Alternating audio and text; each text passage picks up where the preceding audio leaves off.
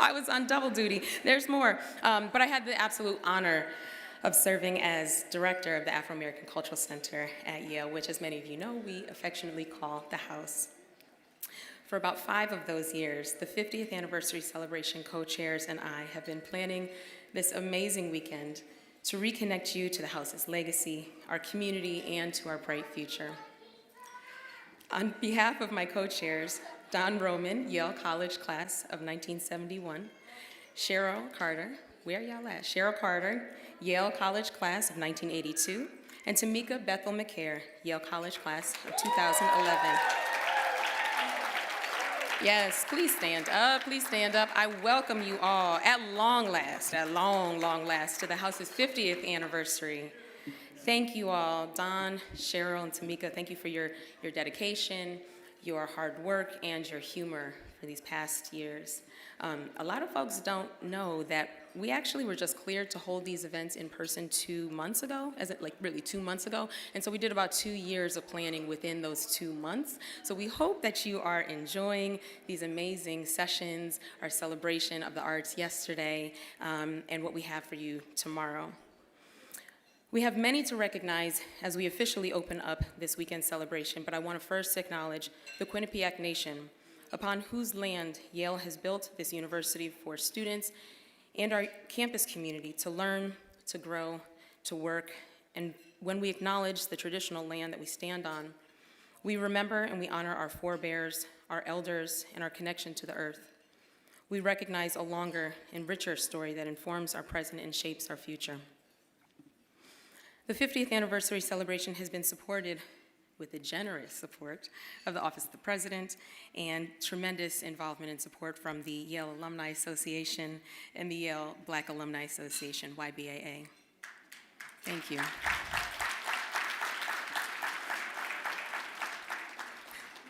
We also want to thank the House's Assistant Director, Sophia Lackeram, right here. Stand up, girl.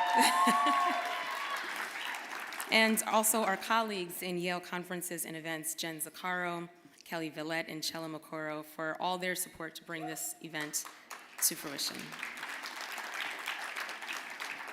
And now we want to thank our honorary co-chairs for their support and their encouragement.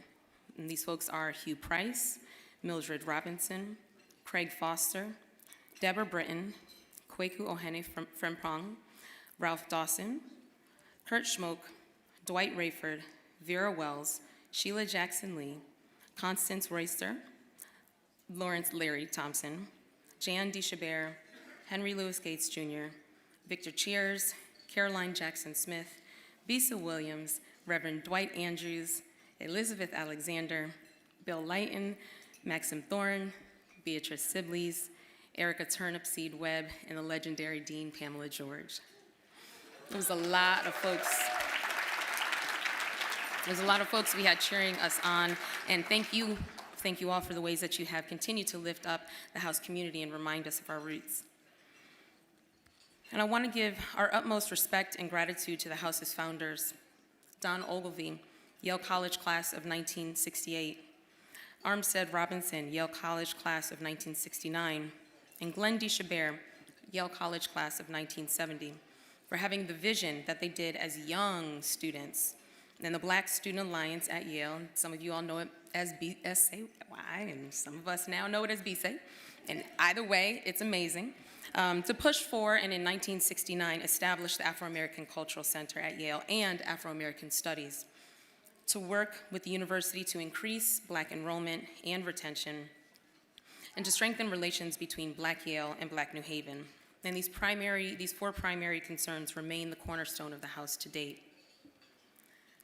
These students were absolutely committed to creating a home away from home for Yale's Black students and all those who wish to learn about and celebrate the African diaspora. And it's because of our founders that we have this house, which is the first cultural center at Yale, the first Black cultural center in the Ivy League. Yes, it is. And one of the first and largest in the nation.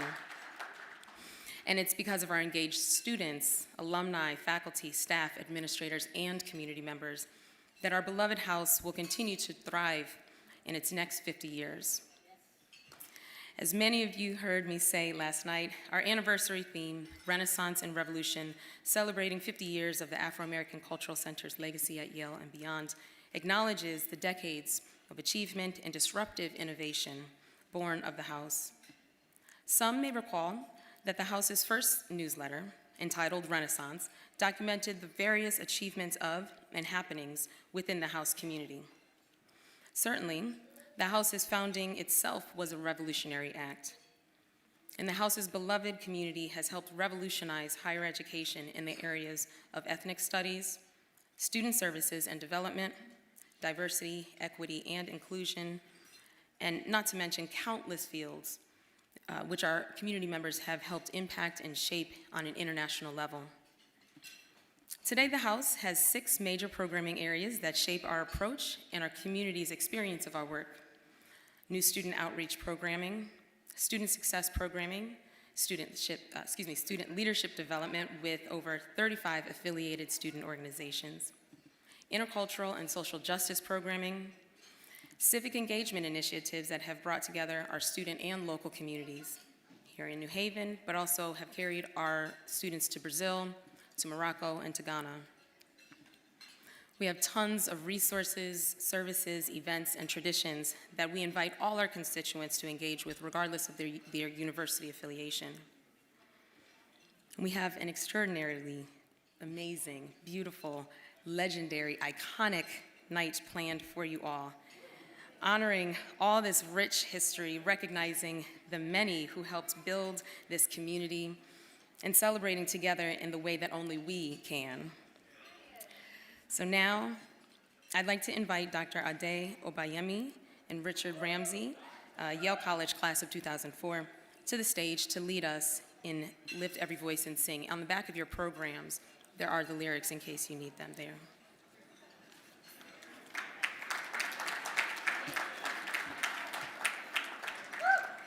Oh, you look beautiful. Thank you. Thank you so much for coming. Good evening, everyone. My name is Ade Obayemi. I'm Yale class of 2011. And good evening, everyone. I'm Richard Ramsey from the class of 2004. 04 in the house, anyone? Kyle, I see you there. I know it's only 2 of us. Please refer to the lyrics on your programs and please stand as well. If you can, please stand if you can. And if we could sing this with some pep in our voice, Dean George is in the house, and when she instructed me years ago when I had to lead Black graduation, she said, make sure this does not sound like a funeral dirge. Keep moving. So keep moving, okay? All right. Let's do this.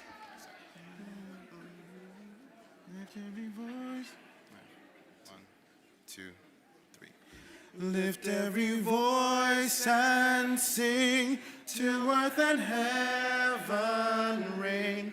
Ring with the harmonies of liberty. Let our rejoicing rise high as the listening skies. Let it resound loud as the rolling sea. Sing a song full of the faith that the dark past has taught us. Sing a song full of the hope that the present has brought us. Facing the rising sun of our new day begun, let us march on till victory is won. Stony the road we trod, bitter the chastening rod, felt in the days when hope unborn had died. Yet with the steady beat, have not our weary feet come to the place for which our fathers died. We have come over a way that the have watered. We have come treading our path through the blood of the slaughtered. Out from the gloomy past, till now we stand at last, where the white gleam of our bright star is cast. Let's bring it home. God of our weary years, God of our silent tears, thou it has brought us thus far on the way. Thou who hast thy might, led us into the light. Keep us forever in the path, we pray. Lest our feet stray from the place of our God where we met thee. Lest our hearts, drunk with the wine of the world, we forget thee. Shadowed beneath thy hand, may we forever stand, true to our God, true to our native land.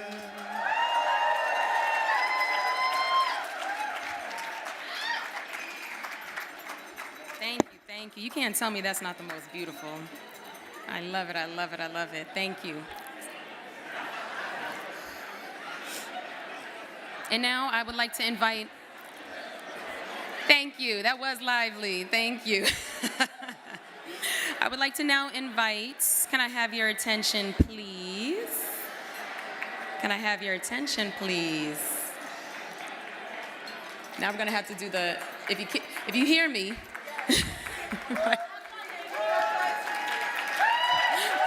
Thank you. Thank you. So we'd like to now invite Orlando Yarborough, who received in 2006 his Master of Philosophy here and his PhD here in 2010. And he is also the pastor of the Black Church at Yale. We invite him to bless our food. Thank you. Let us pray. Dear God, thank you for this wonderful opportunity to gather, to celebrate, and break bread together. Please bless this food. Let it nourish our bodies. Thank you for blessing us with it. Please bless the hands that prepared our meal. Thank you for providing it. We remember those without food and pray that you would provide for them even through us. God, please bless the wait staff for serving us. Thank you for them. Please pour back into them all that they have poured out and more. Thank you for this dinner. Bless our time together. Amen. Thank you, Pastor. And now, President Peter Salovey, I ask you to come up to say a few words while you all are enjoying your dinner. If we can have your attention while you're quietly enjoying dinner. Thank you. Okay, here we go. Good evening. Thank you. I have some very good news for you. And that is, I want you to eat while I speak. Pastor Yarborough has blessed this gathering and this food, and we are free to enjoy our first course. Hello, everyone. My name is Peter Salovey. I'm the president of Yale University. Marta and I are thrilled to be here to celebrate the 50th anniversary of the House, to honor its founders, Donald Ogilvie, class of 1968, Armistead Robinson, class of 1969, and Glenn Deshabert, class of 1970. But this moment is made even more meaningful after the challenges we have faced together over the last 2 years. It's so heartwarming to see you in person despite the pandemic. I'm so glad we can be together. So I see in this room leaders. I see in this room former students of mine. I see in this room Yale medalists. I see in this room people who put their heart and soul into building the house 50 years ago and sustaining the house for the last 50 years. To those of you who've contributed to the vibrant life of the house and the community that uses the house, thank you for everything that you have done. Thank you for your dedication. You've created a sustainable center that has gone on for half a century. You've enriched the academic life of this university, and you've enhanced the breadth of our excellence in teaching, in research, and in scholarship. I want to especially thank Risa Nelson, who has been up here before me.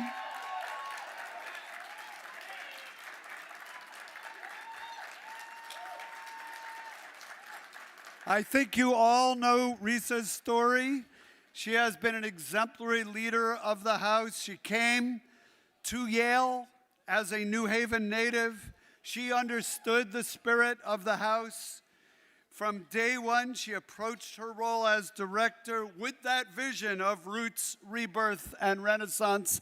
That's not new. That characterizes her whole tenure as director. She created programs to help students, to help members of our community. She helped all of us understand and engage with the history of the house. She made it a treasured part of our lives and of our community. Risa has ensured that students could experience the power of community throughout their journey at Yale. She launched so many student outreach and leadership opportunities, city engagement initiatives, social justice initiatives, service programs. She has helped ensure the house's renaissance. And she has reminded us, all of us, that the house was born out of revolution, a revolution of Black achievement and excellence.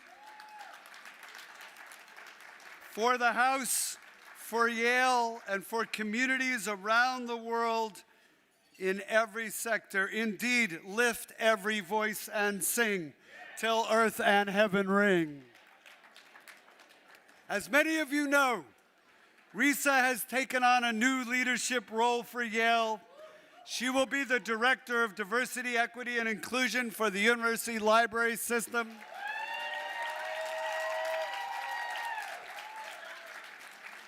Risa is taking the work that she has done for the house and bringing it to the entire university through the part of the university that President Giamatti talked about as the heart of the university, its library.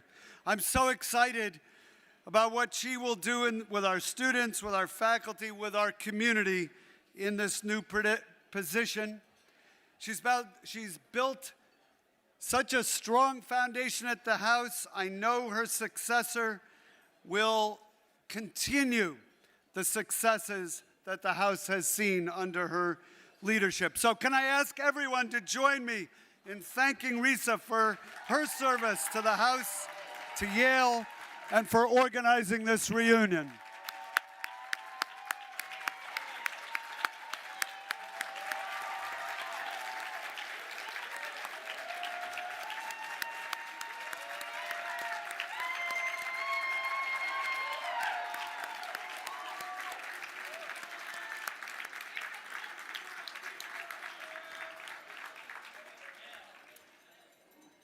Let our rejoicing rise high as the listening skies.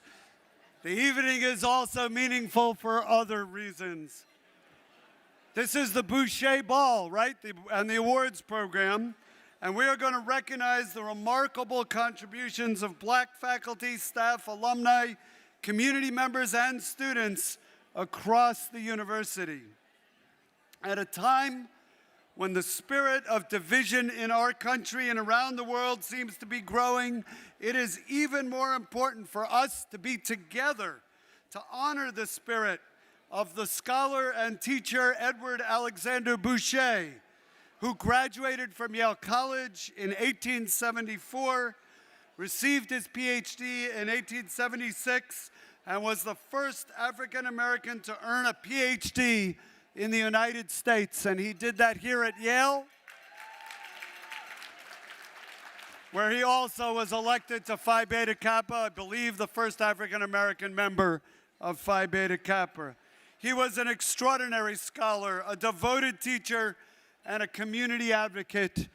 And one can only imagine the career he would have had as an educator. He had a career, wonderful career as an educator, mostly in Philadelphia, but if he hadn't met up with prejudice, the career he could have had. So this is important. Boucher's legacy reminds us that there is a long history and a long line of contributions of black members of the Yale community. These contributions have not always been remembered. They have not always been honored as they should be. And that's why we are going to be sure to honor them tonight. This weekend, the entire Yale community marks the 50th anniversary of the Afro-American Cultural Center, the House, founded by student leaders in 1969. As you heard from Risa, the first black cultural center in the Ivy League. From the beginning, the House was dedicated to asking questions and seeking truth. Its founding is linked to the establishment of Yale's African American Studies program, now department, also one of the first in the nation. And it occurred at a time of crisis in the United States. And of course, we are now in another time of great change and turmoil. As we reflect on the 50-year history of the House and the much longer history of African Americans at Yale, we have to acknowledge some difficult truths.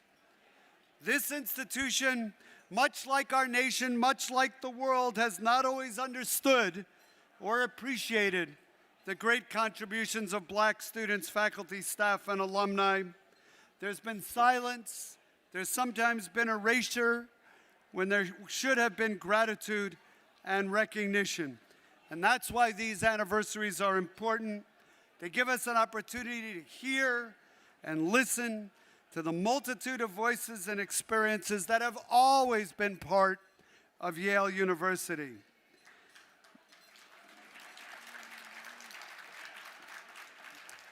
We know that we still have much to learn about our history. We have much to learn from the people who lived it. So much of that history is right here in this room.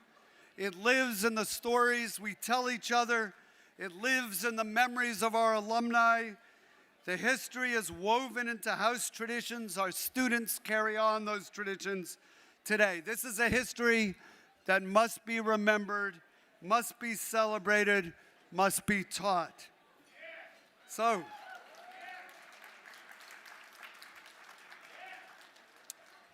over the past 50 years, the House and its people have made history by looking to the future. They've set ambitious goals. They've opened our classrooms to greater diversity of people and ideas. Do you know we have doubled the number of first in their family to go to college, undergraduates at Yale, in just 6 or 7 years now? Doubled that number. Do you know that 85% of our students graduate with zero debt from Yale College? Zero. The number of African Americans, Latinos, Native Americans, Asian Americans has never been greater at Yale.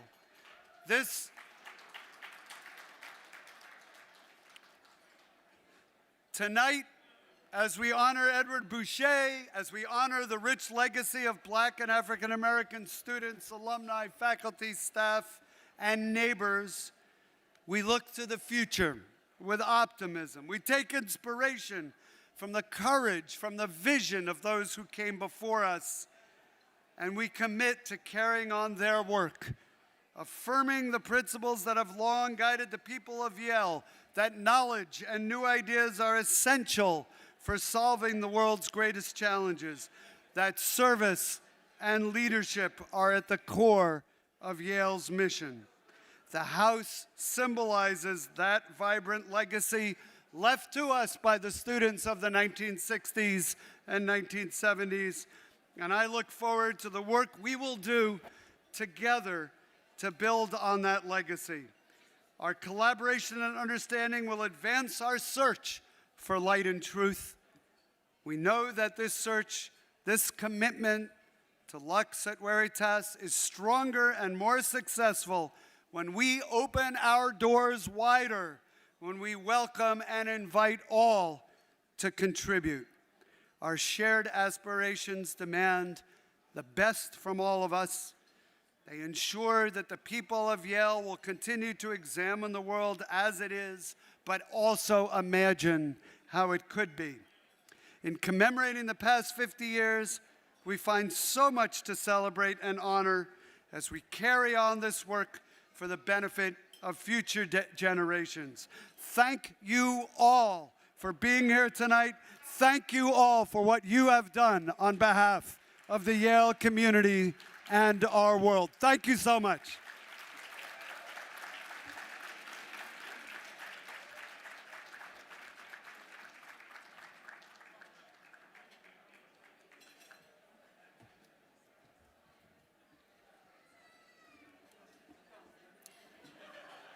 Right, you got to keep on going.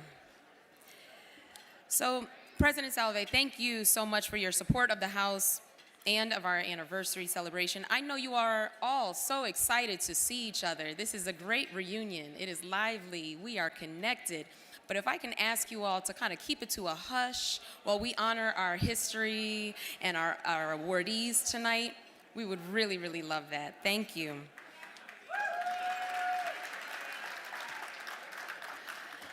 And now, I'd like to introduce Leleda Baraki,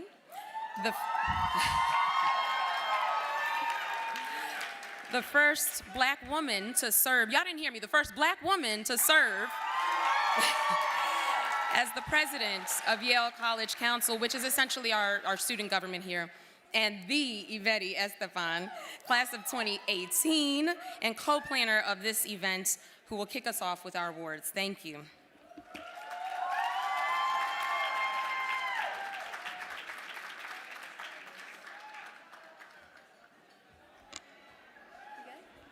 Hi, everybody.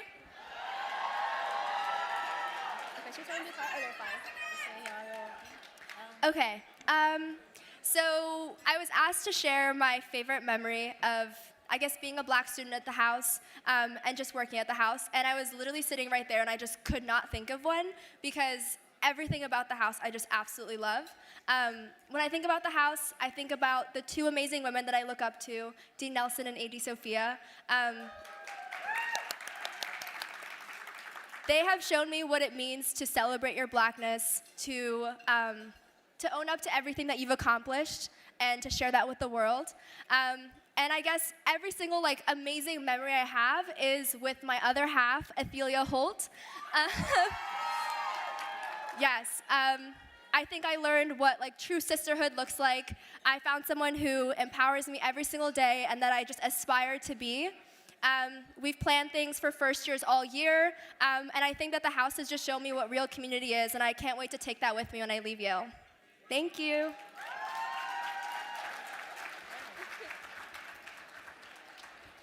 So I'll also be sharing my favorite memory of the House, and mine is November 9th, 2015, which is the March of Resilience. The House definitely represents the place where I was politicized as a youth and someone that went into the world and learned from everyone around me.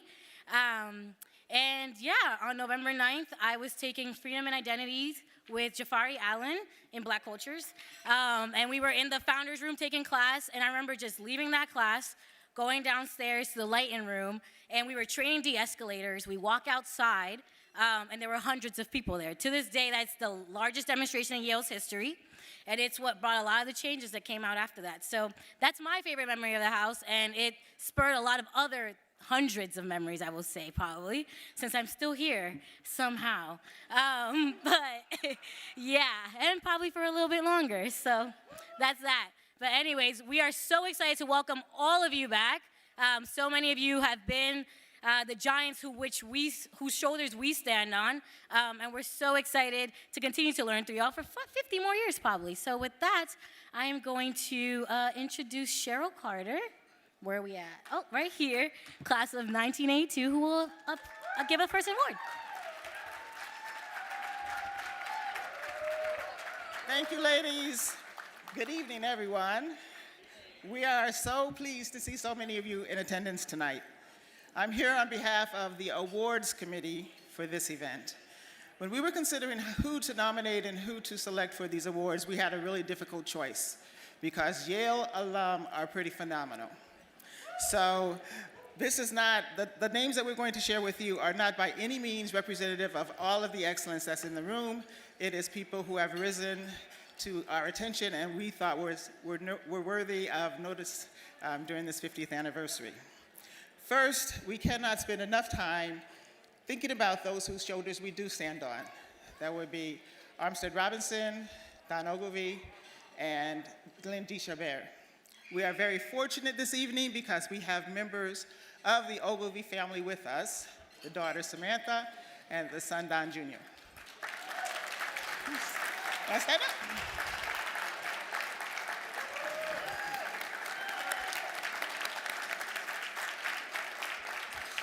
Thank you so much for sharing your father with us, and we appreciate all the work that he did. It's very fitting for us this evening to start with our Champion Award. And the individual that we're going to acknowledge tonight has given of himself and mobilized others and led efforts to address specific needs as they have arisen over the years. He's worked to ensure a thriving and fully functioning house, which provides effective and meaningful and impactful programming to students, alumni, and the Yale community, and the greater New Haven community as well. Please help us to acknowledge Nicholas Roman Lewis.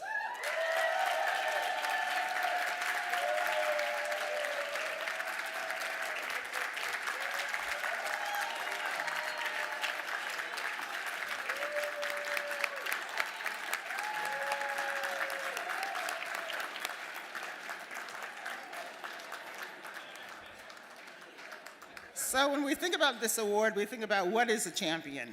A champion is a person, by definition, who fights for the cause or on behalf of someone else. The recipient of this award tonight does just that.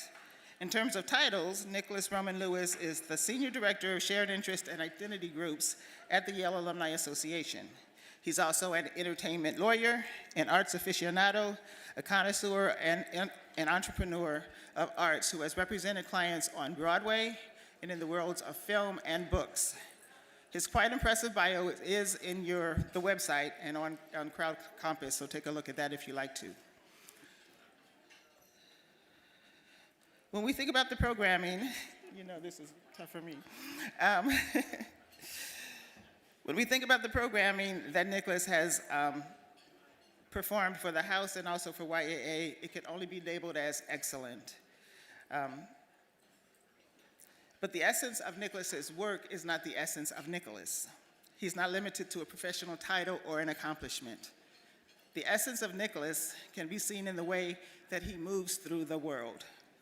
At his core, Nicholas is an encourager and one who empowers others by helping them discover their strengths and realize their potential. When ideas are brought to him that will benefit the House, the greater Yale community, or society at large, Nicholas uses his genius, exceptional organizational skills, strategic thinking, and ingenuity to find a way to help others make things happen.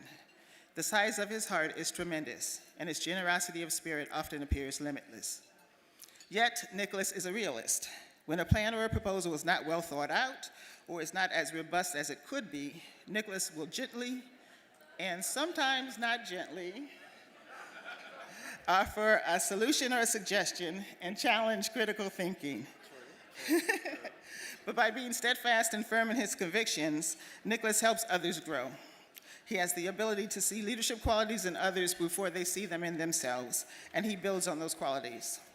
His work team, alum who volunteer and work with him, and others who collaborate on behalf of Yale with Nicholas know him to be someone who pushes for what is right, who is committed to excellence and who creates space for what is great, not just good. He is a person who strives to make the world a better place. For these reasons and more, tonight we acknowledge Nicholas's contributions to our community with the Champion Award.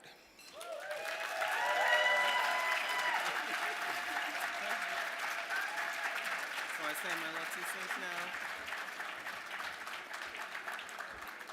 So I am profoundly grateful for being recognized as a champion by the Afro-American Cultural Center, and thank everyone who has ever championed me.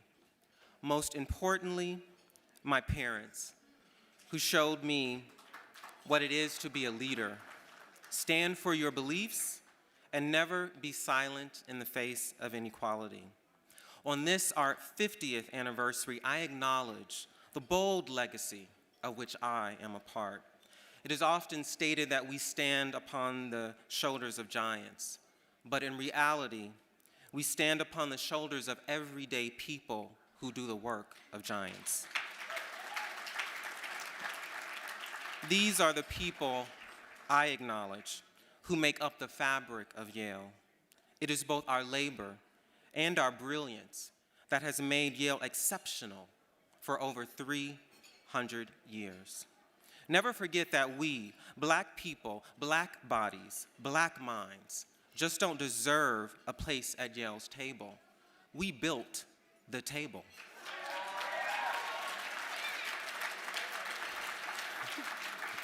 Our Yale legacy comes with the responsibility to hold the door open so that others may follow. So ask yourself, who are you uplifting on the journey? Remember your light, let it shine bright, and let it be a glorious beacon that others may follow. Thank you.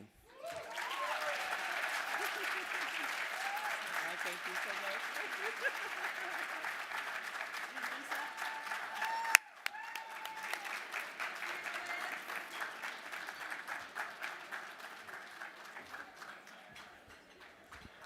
Congratulations again, Mr. Lewis. And yes, please clap again for Mr. Lewis.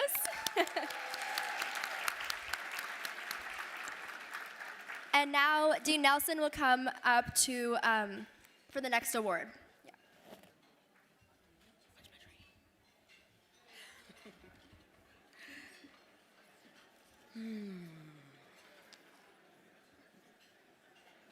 Okay, thank you again.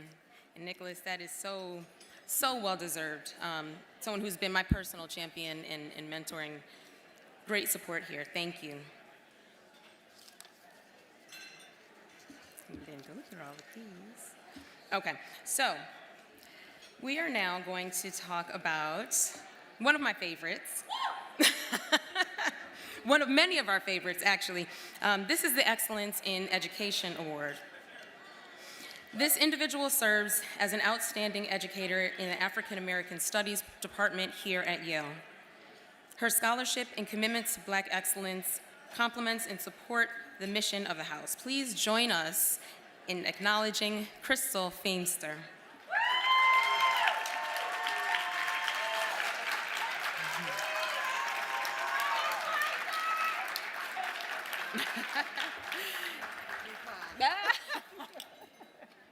Thank you so much. Yeah, right? In a place like Yale, there is an expectation that professors be leaders in their fields. There's also an expectation that professors will be the authors of numerous books and other publications, and there's the hope that professors will be approachable and well-liked by the students and colleagues. Crystal Feimster, Associate Professor in the Department of African American Studies, and the Department of History and Programs of American Studies, Women, Gender, and Sexuality Studies as well, meets all three of these criteria. She's a noted scholar on historical issues of gender and race and has authored articles and books on these subject matters, including the award-winning Southern Horrors, Women and the Politics of Rape and Lynching, a history of how Black and white women were affected by and responded to the problems of rape and lynching in the 19th and 20th century U.S. South. She is currently completing 2 book projects, Truth be told, the battle for freedom in Civil War era Louisiana, and uncivil sex and violence in the Civil War South. Well respected by her peers, Crystal is co-president of the Coordinating Council for Women in History and the associate editor of the Journal of Civil War History. An expert instructor, Crystal is beloved by current and former Yale students alike because her classes are engaging and enlightening, some of the most popular on campus. She is known to be more than just approachable. She goes out of her way to be supportive of students beyond the classroom setting. She frequents the house and other venues on campus to attend student performances and events and to share advice and insights to bolster student well-being and inspire excellence. Everyone knows that Crystal is a professor who will insist on excellence because she cares, right? Insist. It's a must. Her support of the house and of students has not wavered. For these and many more reasons, we acknowledge the esteemed Crystal Feimster with the Excellence in Education Award. Thank you. Thank you, girl. I'm proud of you. Thank you.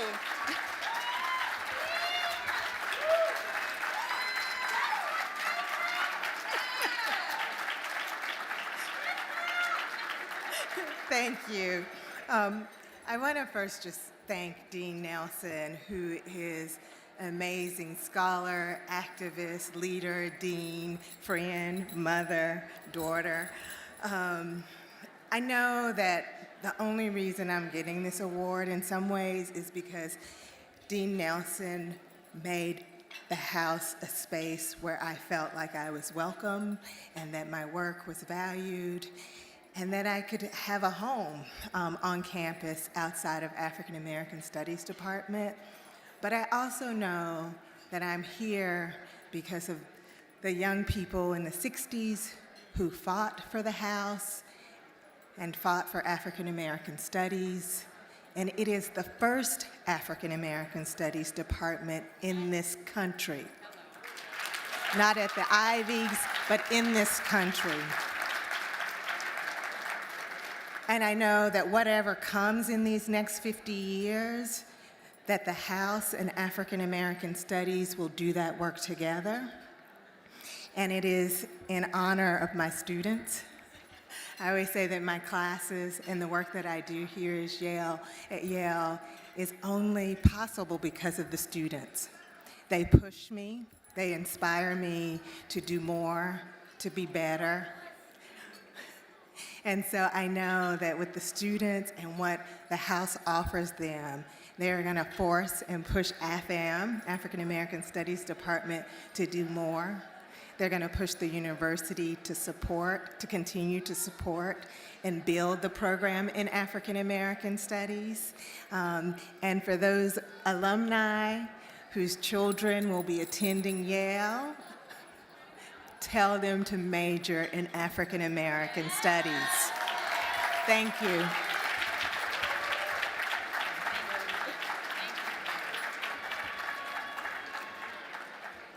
And just 5 minutes? Okay. All right, thank you so much. A lot of folks may not know that Professor Feimster was actually the chair of my search committee. So she hired me, and I am extraordinarily blessed to call her my friend. We are going to just pause the program briefly because we have a special guest, Senator Blumenthal. Thank you so much for joining us. Come on up to the stage. It's very nice to meet you in person. Thank you so much. Good evening, everyone. My name is Richard Blumenthal. Like many of you, I'm a graduate of actually Yale Law School, and I am so proud to be here tonight. You know, I haven't been in this venue, in this ballroom, for probably about 2.5 years. It's been closed during COVID. I can't imagine a more exciting event to come back to than this gathering. Thank you so much for being here tonight. You make me so proud to be, well, tonight I'm your United States Senator because you're here in Connecticut.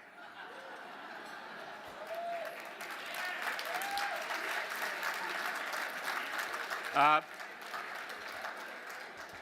want to say a very quick congratulations to all of the awardees,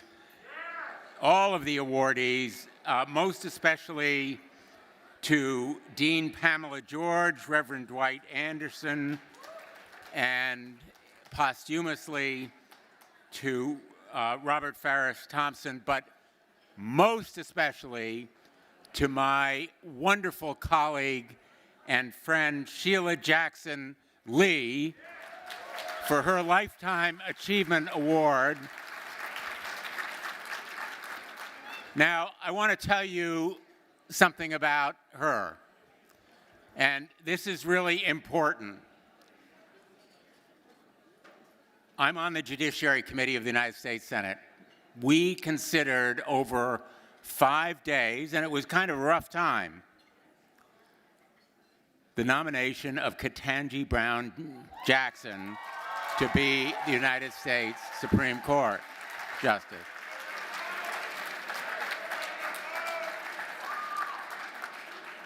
And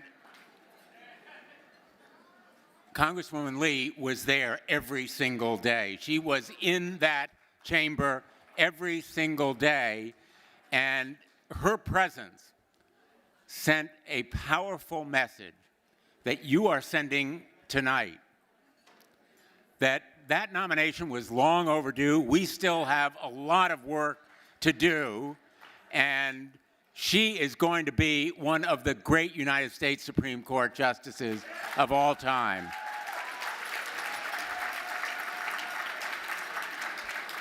And I will just leave you with this thought, because we have in this room many of the same kind of courageous trailblazers that Judge Jackson is.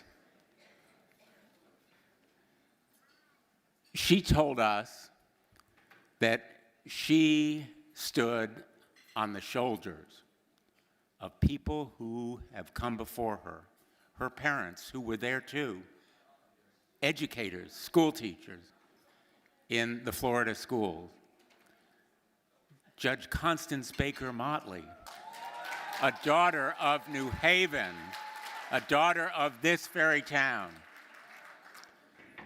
And her strength and fortitude, and there was some ugly stuff in that chamber. I'm not going to name names tonight because I don't want to ruin anyone's appetite.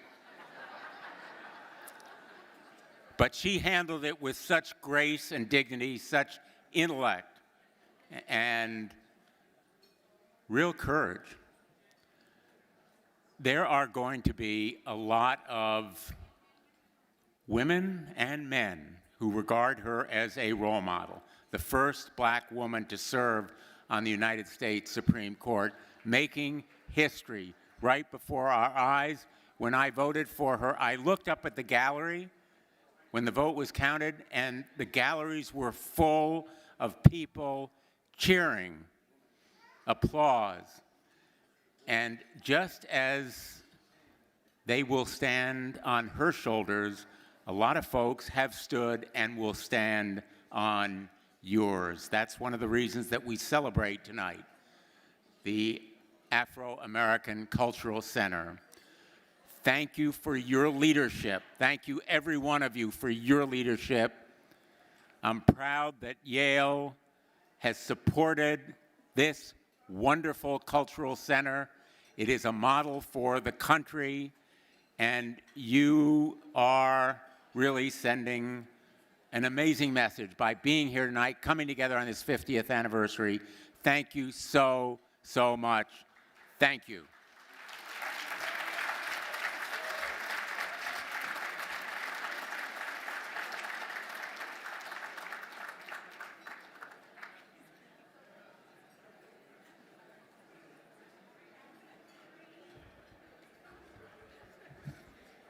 Thank you, Senator, for your dedication and your hard work and for joining us tonight on this very special occasion. Next, I'd like to welcome Dean Nelson to present our next award. Thank you.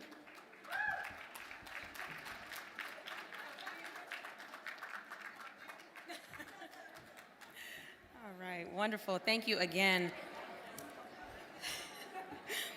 So for our Community Collaborator Award, these individuals, and we have 4 special people who have partnered with the House staff, Yale students, and alumni to provide quality programming at the House, specifically for residents of the Greater New Haven community, as well as Yale students and staff.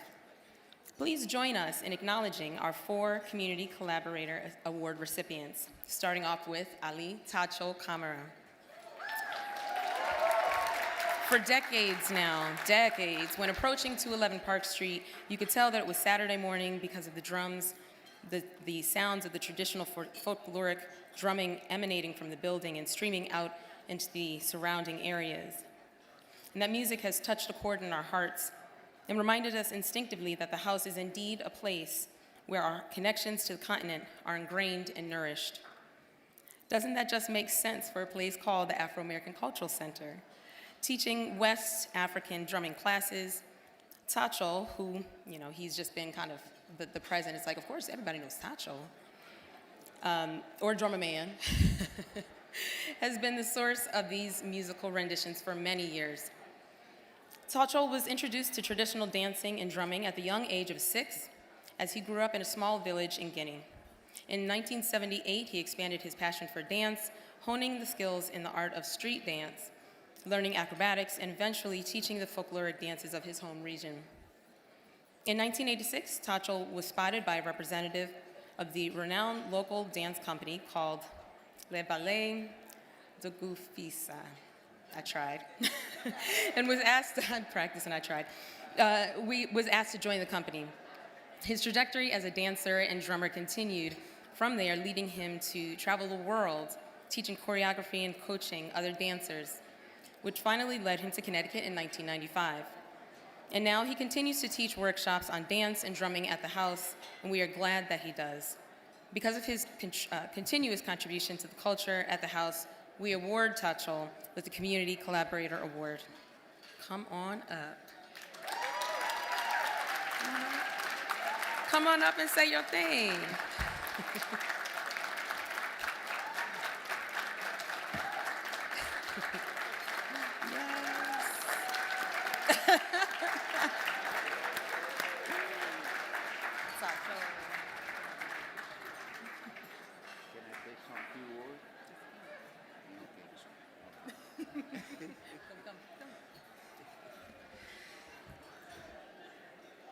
Wow, thank you so much. Very appreciate. I'm here today with my lovely son I work with in the House. Yeah. We remember, I was looking for a place to teach, and then my wife now here with us, and then tell us about this place called Afro-American Cultural Center. We went there, we opened the door, me, my son, my wife, we opened the door, and then I feel like it right here, right now, a bunch of people. Only me can see. Only me can see. People been there at the House. Ooh, I feel like I was at the House. The House is my house. I feel that from my heart. Yeah. I very appreciate it. Every time, sometimes, even though I don't have to teach, I just have to go and walk around. Yes, because there's a people there. There's a people being there. There's a people that they need me. I need them. So the House is our house. I really appreciate it. Thank you so much. Thank you. Yeah. This is your word. Thank you so much. We love you. You know that, right? I know that. Yeah. Thank you. And now I would like to call Cheryl Carter back to the stage for our next Community Collaborator Award.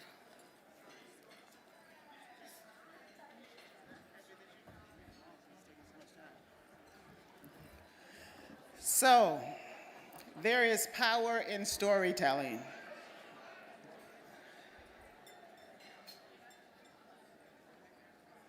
I'm just kind of waiting, y'all, because my throat is going and I can't speak over y'all, so please. The depictions of black people in print and in screen matter. Only by telling our stories accurately and candidly will we see change for the better in this world. Our next awardee understands and lives that truth every day. Crystal Emery is known for producing narratives aimed at creating a more equitable society. She's the founder and CEO of You Are You, The Right to Be Incorporated. She's a member of the Producers Guild of America and the New York Women in Film and Television Group. Hailed as an inspiring person and featured in publications around the country, Crystal has a body of work that spans a broad range of topics, from diversity, equity, and inclusion to children's literature, socio-political issues, and STEM.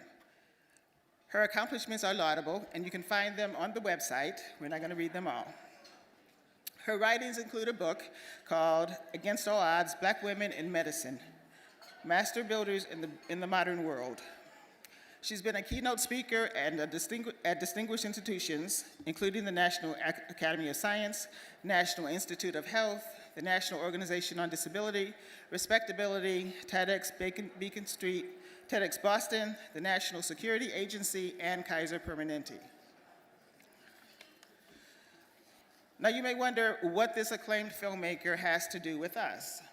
Well, Crystal has been at the house as almost a fixture since 1970s. She's helped to plan and programming and events to raise consciousness and address issues of concern and importance to our community. Like many of us, she was at the house so often for so many years, we just thought she was always living there.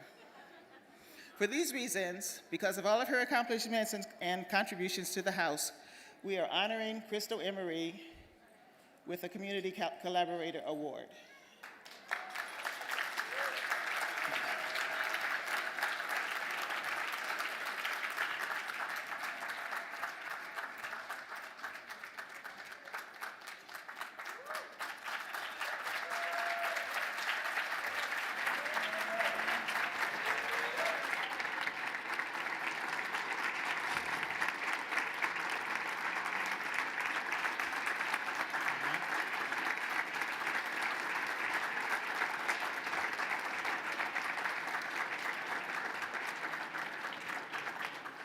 Okay, can you hear me? So, only on a night like this will my damn battery die trying to get up the ramp. Oh my goodness. Hi. I walked into 211 Park Street in 1977. There was an advertisement called YBC about a black theater group. And my whole life I had only worked with white directors, white actors. So I took the bus, because I'm a New Havener, I grew up in Brookside. I took the bus down to Chapel Street and figured out where 211 Park was. When I entered the door, I knew that I was home. I was home. And from 1977 until 1991, I was an integral part of the house. Now, 1991, I got married at the house.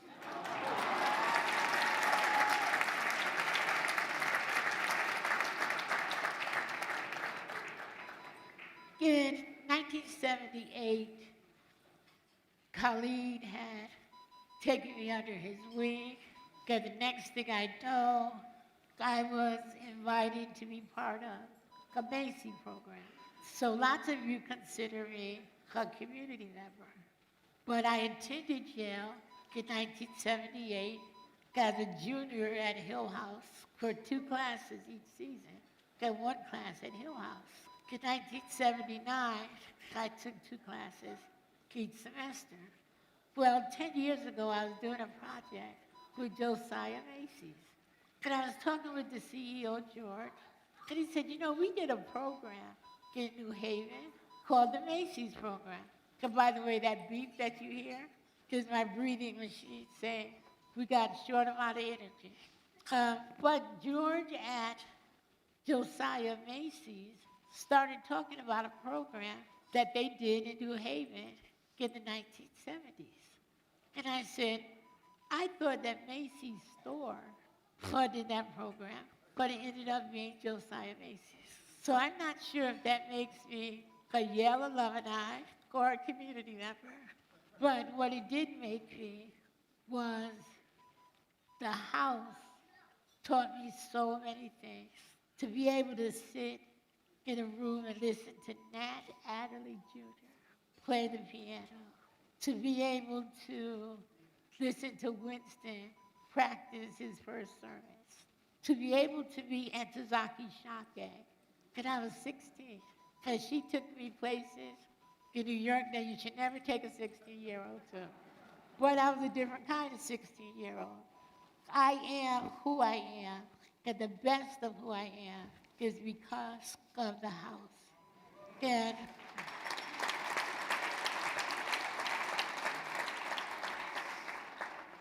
Preston said it best last night, that I am an accumulation of all of the stories, and the people, and the emotions, and that the work that I create expresses all of those experiences. And so the house, 211 Park Street, will forever be my home. And I'm so honored to be recognized as part of that family. Thank you so much. Namaskar.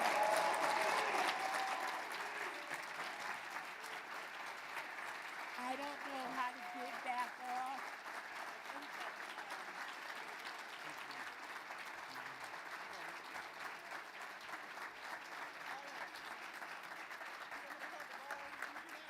Yeah, you hold them all.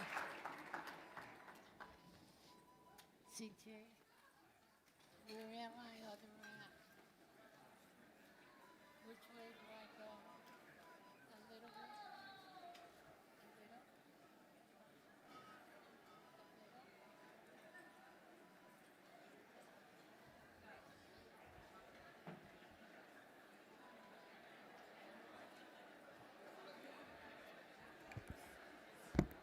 Okay. Let's give another round of applause for Miss Crystal Emery.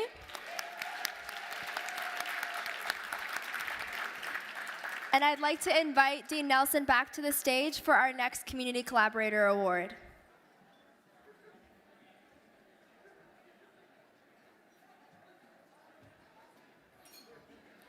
And y'all, I'm from New Haven, and it means a lot to me to be able to introduce these awards. And my best friend, Rashonda, over there, and Lena and a few of us, we used to sneak into the house sometimes for the parties. But we also, some of y'all did the same thing, and we would go. And we would go to different events and lectures as well, and all of the just amazingly artistic opportunities that they had, and tutoring as well. So we're going to talk about Dorinda Sizemore. The notion of paying it forward was integral in the Black Yale community before that phrase was coined in society. The value of a good education is indisputable, and what better way for Black students at a prestigious institution of higher learning to pay it forward than through helping young Black children come behind them to obtain a good education too. Since the 1970s at the House, paying it forward has been through the Urban Improvement Corps, UIC, many of you know. And for numerous classes of Yale students, UIC was practically synonymous with Mrs. Dorinda Sizemore. For decades, Dorinda served as the faculty advisor at UIC, where she not only advised Yale undergrad tutors on strategies reinforcing learning, but she also personally connected local New Haven families with children in public and parochial schools with students at Yale. And those connections were impactful to both the students who were tutoring them and their tutees, allowing Yale students to maintain ties to the local Black community and providing New Haven youngsters access to role models at Yale, people who looked like them and who were just a little older than them. A graduate of Bennett College, where she earned both BA and her master's in education, Ms. Dorinda worked for the New Haven Board of Education for 38 years until her retirement in 2004. A tireless proponent of K-12 education, Dorinda facilitated numerous ways to bridge the achievement gap, including referring children and youth to UIC. Please help me welcome Ms. Dorinda Sizemore.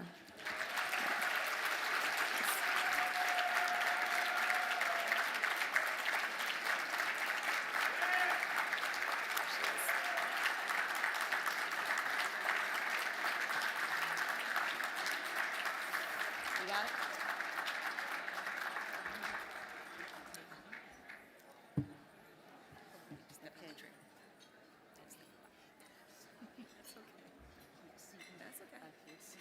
Okay, okay.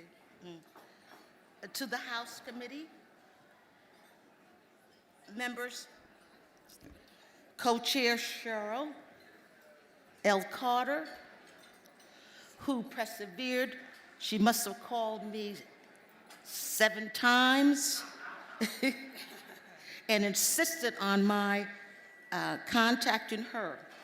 She even had a friend of hers drop a note off in my mailbox to please contact her.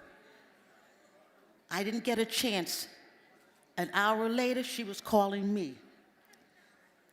Thank you, Cheryl. Thank you so very much. The Gospel of St. Luke's chapter 12, 48 says, "To whom much is given, much is required." And so we are held responsible for what we must do.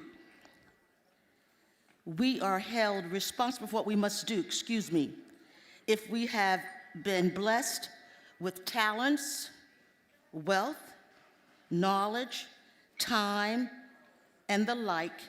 We are expected to share this with others so that others may benefit. I believe this was the mission and purpose of UIC. My role was to bridge the gap. Special shout outs to Bob Salisbury. Some of you may have known him, Robert Salisbury, who used to bring his basketball team to UIC for tutoring to make sure that they were able to play and their grades were intact. I'd like to give another shout out to Cynthia Beaver, Director of Guidance for the City of New Haven, for providing input and resources for the program. I'd like to take this opportunity to recognize my sorority sisters, Cheryl Pegues, who was student development and service at Gateway Community College, Sora Diane Turner, who was the assistant chair, of financial aid, Kitty Lussman, Yale Child Studies Center. These people served as a new board for UIC. Just a minute. To the parents, we had a parent organization who wanted to participate with the students, meaning the Yale students, so they would have parties for them, dinners for them, and I'd like to recognize them: Evelyn Beck, Sarah and Rebecca West, Mrs. Thigpen, her daughter finished Yale.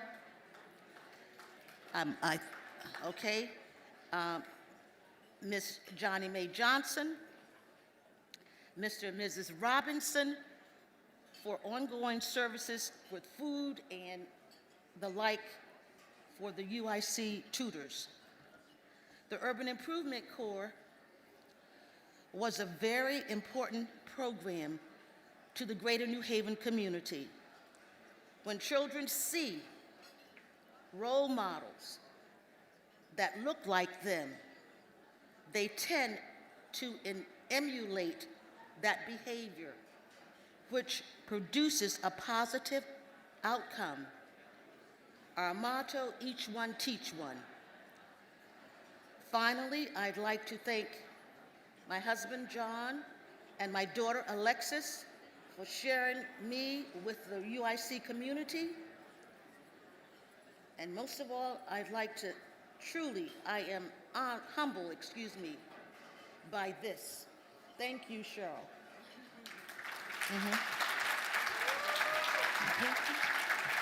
Oh, okay. Chaz is going to help you with this. Okay, thank you, You know baby. him, right? Yes. Yes, I do. Hey, honey, how are you? Okay. You Go. Take me down. No, you got it.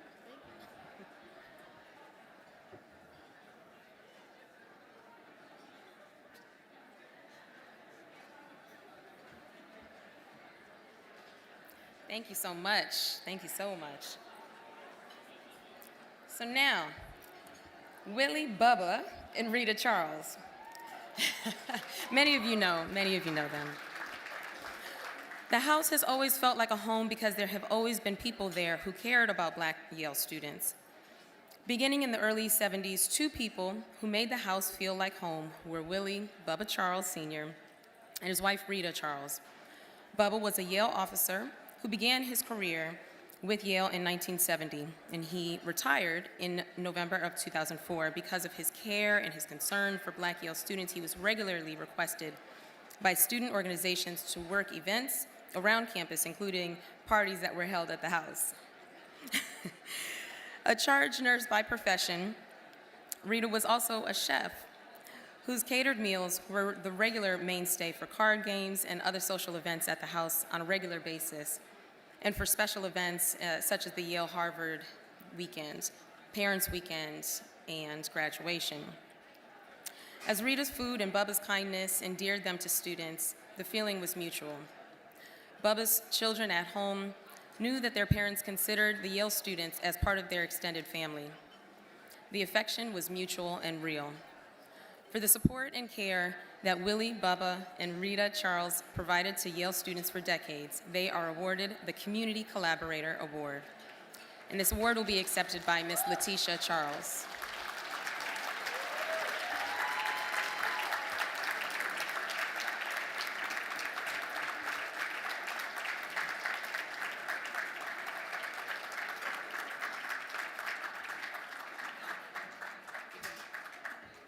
Good evening. On behalf of my parents, we are just so overwhelmed, and thank you so much for remembering them. Part of our lives, we grew up in the Afro-American Cultural Center. I think every other weekend we were there, but it was really a home of love.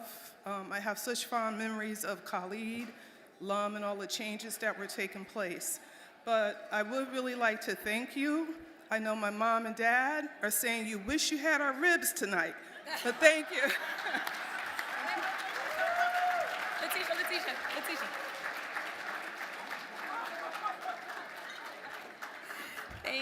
Thank you so much. And those ribs would be good, and I'm a vegetarian. Let it be calling me. Okay, so at this point, I'm gonna see if Cheryl Carter can come back up. I'm not sure if she's in, there she is. Okay, well, Tamika Bethel McCare, class of 2011.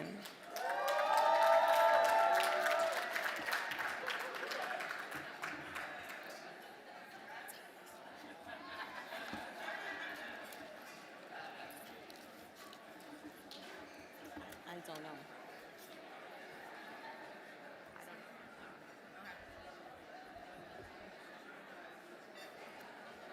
That's too close. Good evening again. Hi. Y'all so cute. I am here to present the awards for Renaissance and Revolution. First, the Renaissance Award. As students, these individuals revitalized the resident program at the house from the 1980s to create space to showcase and hone Black talent in the performing arts. The program continues to flourish today. We know it as the Heritage Theater Ensemble, HTE. Please join us in acknowledging Leonard Thomas. Where's Leonard? Where's Leonard? Oh, hey, Leonard. And Zora Howard, who couldn't make it here tonight because she's traveling and being a boss, you know? Too often, yeah, come on up, sweetie, come on.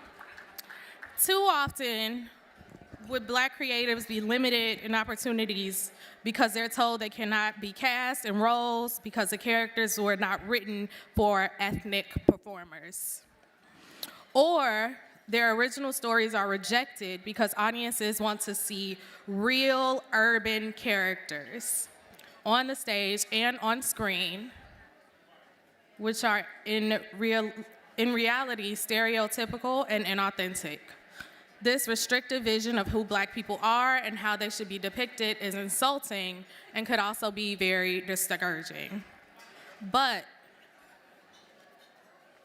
sorry, it's loud. But a beautiful thing about a Yale education is that you are encouraged to believe from the moment that you enter these hallowed halls that if you don't like the way something is, you have the power to change it. Amen. Amen. Most Yale students come here believing that they are already and are merely affirmed when they officially become members of the Yale community. Leonard Thomas and Zora Howard embody that I can make things better mindset. As undergrads interested in the performing arts, by 2014, seeing a lack of theatrical productions about, featuring, and written by Black people, Zora and Leonard collaborated and decided to revive HTE, a resident organization of the House that was founded in the 1980s. Zora and Leonard believe that through the Heritage Theater Ensemble, aspiring Black playwrights, actors, spoken word artists, and others would be able to hone their skills in a culturally relevant and culturally responsive environment. And they were correct.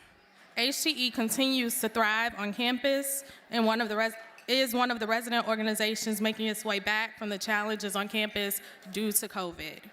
If you are wondering what's going on with Zora and Leonard, let me tell you. You ready?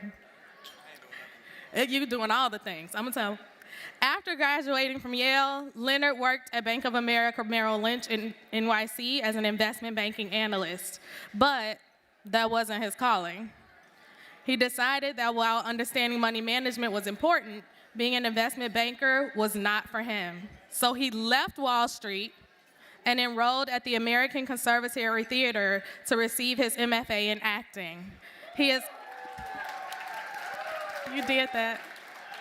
He is also an NFEC certified financial education instructor. Zora, currently living and working in NYC, where she writes for TV, film, and stage, is the inaugural Judith Champion Fellow at Manhattan Theater Club and a 2020-21 Van Leer New Voices Fellow at the Lark Playwrights Development Center. Her play, Stew, which was a finalist for a Pulitzer Prize in Drama in 2020, was amazing, yes. Her current project, a new play entitled Bust, is a finalist for the 2022 Susan Smith Blackburn Prize. Now, Leonard is based in Los Angeles, where he is pursuing his acting career and helping to create a financial investment platform that will help provide intergenerational wealth to various communities. These two are truly creatives to watch. Because of their contributions to the House, both Leonard and Zora are being awarded the Renaissance Award. Again, Zora's traveling internationally, but please give another round of applause for Leonard.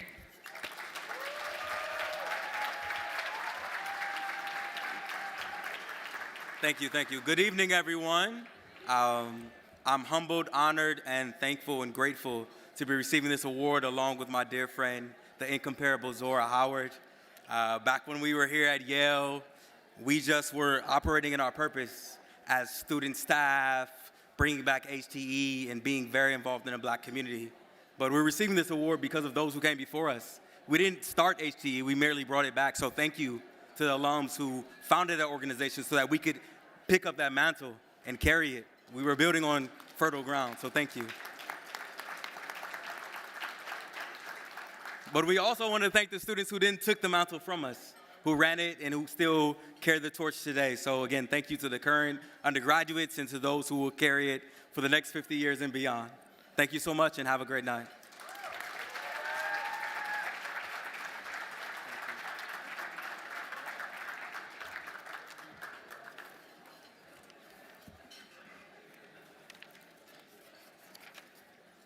And now, the Revolution Award. Our first recipient of the Revolution Award is Brother Al Lucas.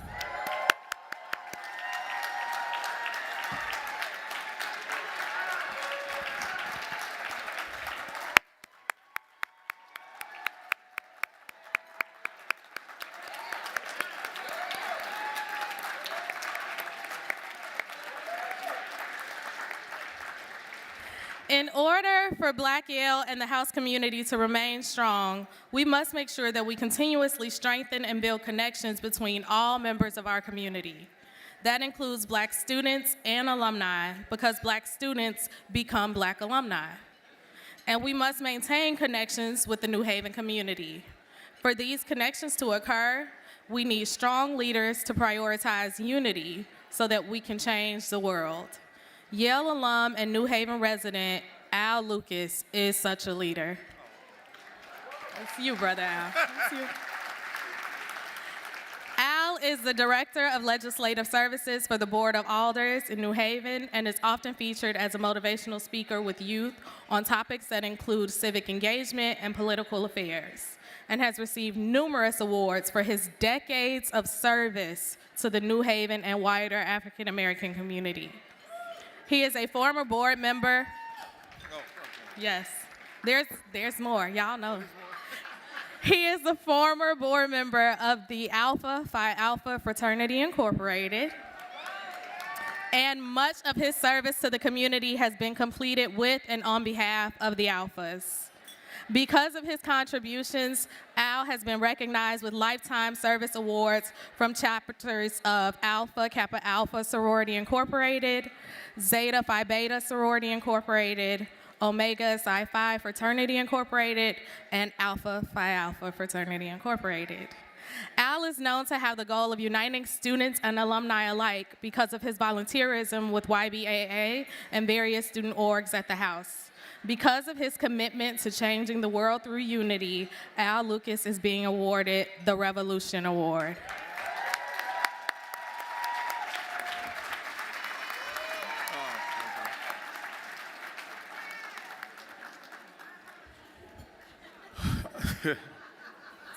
No. Thank you so much. Thank you so much for that. And of course, in honor of our founders who were around when the phrase, "the revolution won't be televised," came up, I humbly accept this award. And while the revolution may not have been televised, it definitely needed to be fed, so they made sure that this award came up while you got your food. That aside, I want to do one special thing first before I do the normal things of thanking all the people. On the day that Prince Rogers Nelson died, Dean Nelson and I had a special moment. Prince represented the revolution, as you all know. And one of my favorite Prince songs is called "The Ladder." And in that song, one of the verses says, "Everybody's looking for the answers, how the story started and how it will end. What's the use in half a story, half a dream?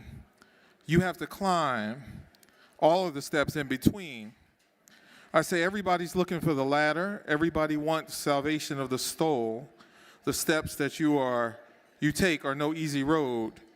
The reward is great for those who want to go. You gotta climb all the steps in between. Everybody wants salvation of the soul. Everybody wants an answer. They want to know how the story started, how it will end, what it will be like every day.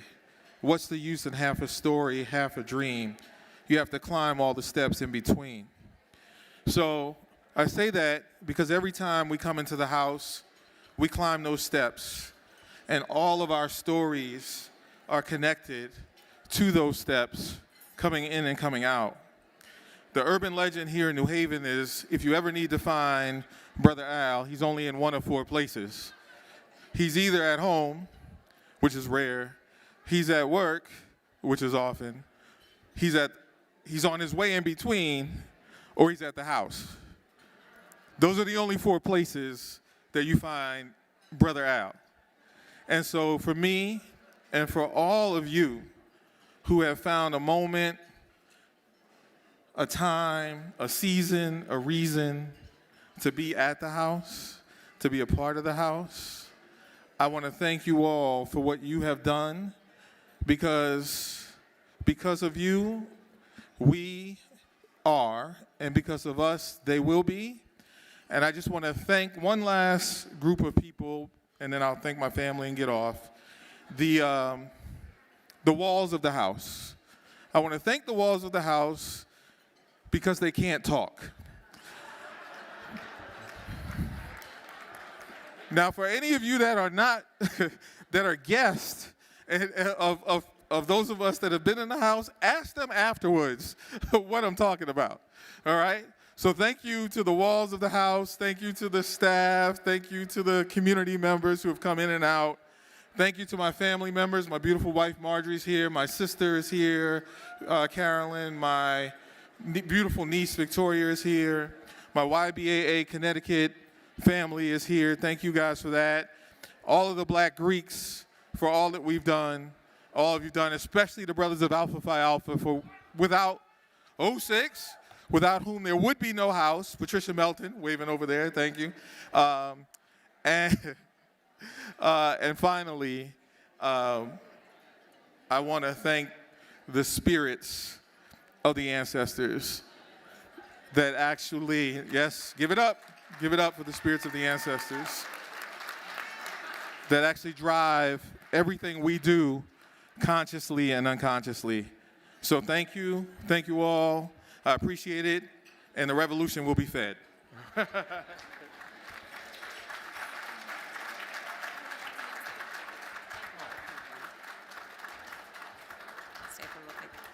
And Brother Al, thank you for always helping us climb and constantly being there for me personally as well. We're going to move into our keynote speaker. Obi Ndefo is an actor, a writer, director, and arts education advocate with Nigerian and Jewish American roots, who earned a BA at Yale University and an MFA in acting at the Yale School of Drama.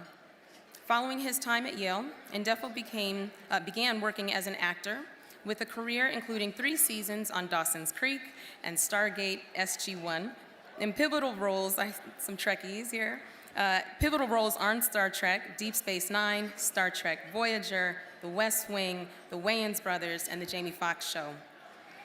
He is currently in pre-production as lead writer on 2 new television series, Juice Bar, a satire about the global organic food and health movement, and Dream Big, a cinematic journey into the lives of ordinary people with extraordinary abilities.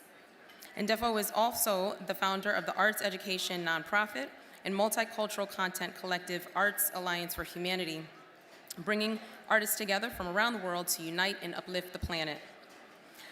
A couple years ago, Ndefo was struck by a hit-and-run drunk driver, resulting in the loss of both of his legs, and having miraculously survived the collision, Ndefo has deepened his commitment to inclusion and to unity, returning to television and film to take on new acting, writing, and directing roles in his new body.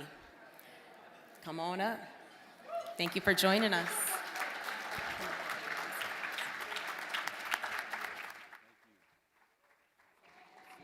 Great to see you. I made it.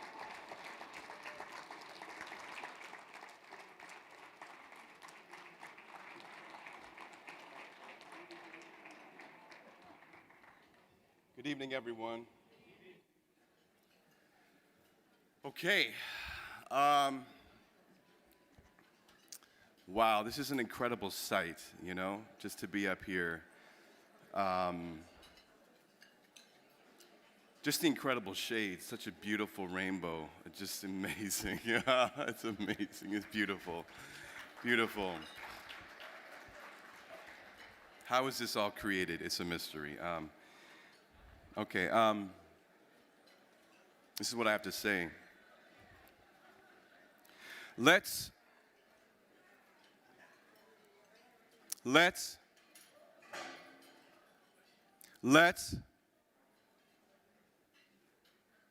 Let's go home today, shall we, folks?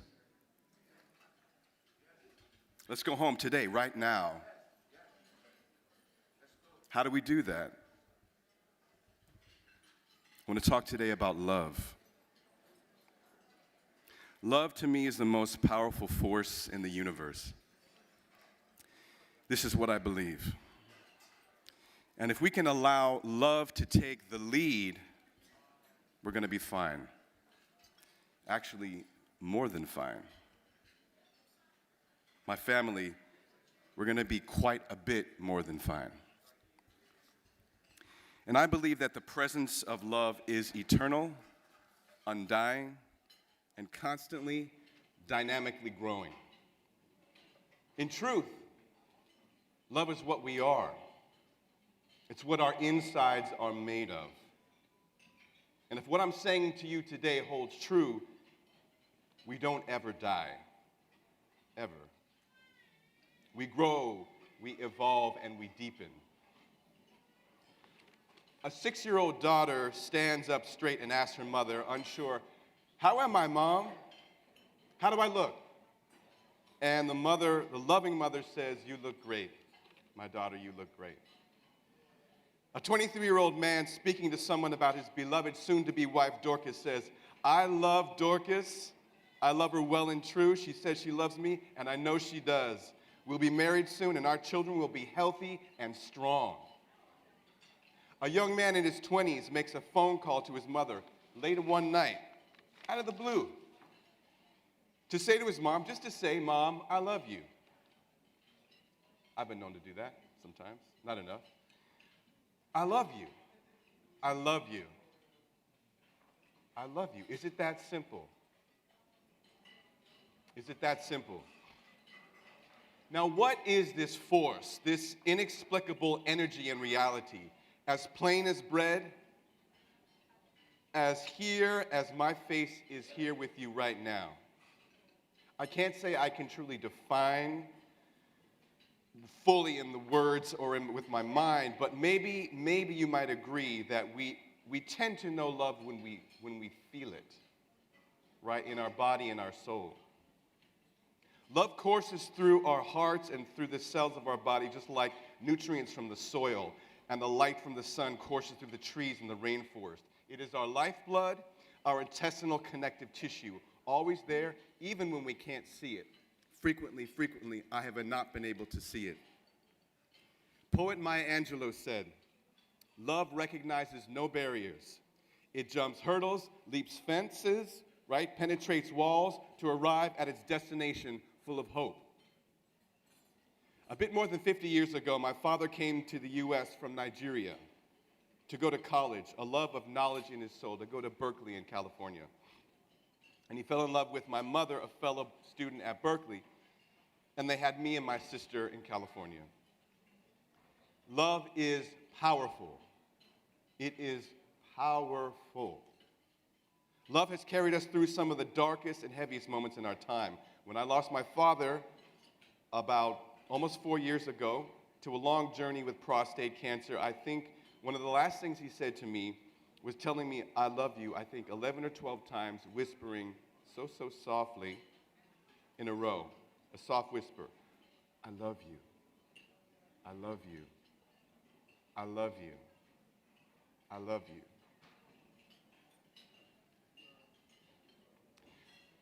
When I look back at the last 50 years of the Afro-Am house here at Yale, when we look back at the terrain as we as a global community have crossed during the last 50 years, say last 7,500 years,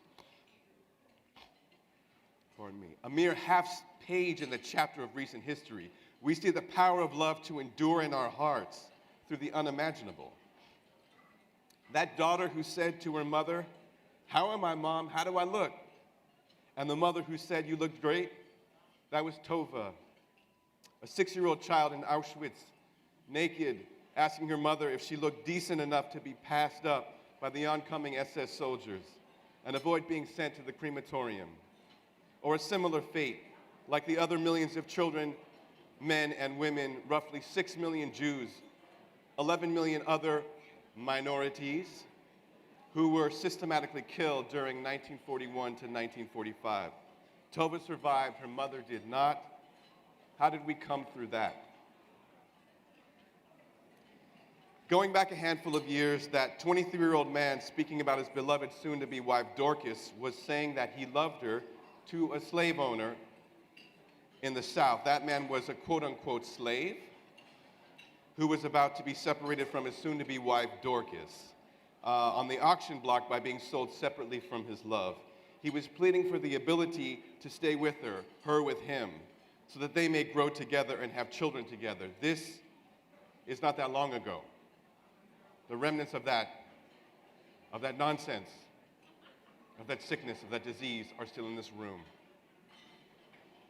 That young man who phoned his mother late at night out of the blue was one of the many individuals struck in the bathroom of the predominantly gay nightclub in Tampa, Florida, just a few years back, trying to keep safe from a lone gunman who was in the presence of gunning down nearly 60 people throughout the club.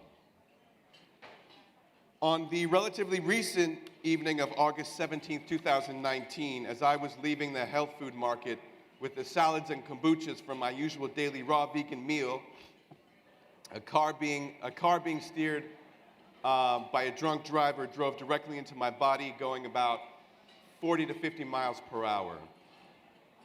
My right leg was severed above my right knee, and my left leg was pretty much severed at basically the same place above my left knee, and then had to be amputated at the hospital 30 minutes or so later. Wow. I was not prepared for this. Talk about an acting role. Whew, a real life role. Having just taught a yoga class downtown with my beautiful partner, Sherry Ray, who owns the studio, not my partner, but the yoga community's partner, my body was pretty open, and it sounds like I just snapped in 3 pieces. The driver drove off, the drunk driver drove off, hit and run, and I was on my back in the gutter, out for about 90 seconds or so.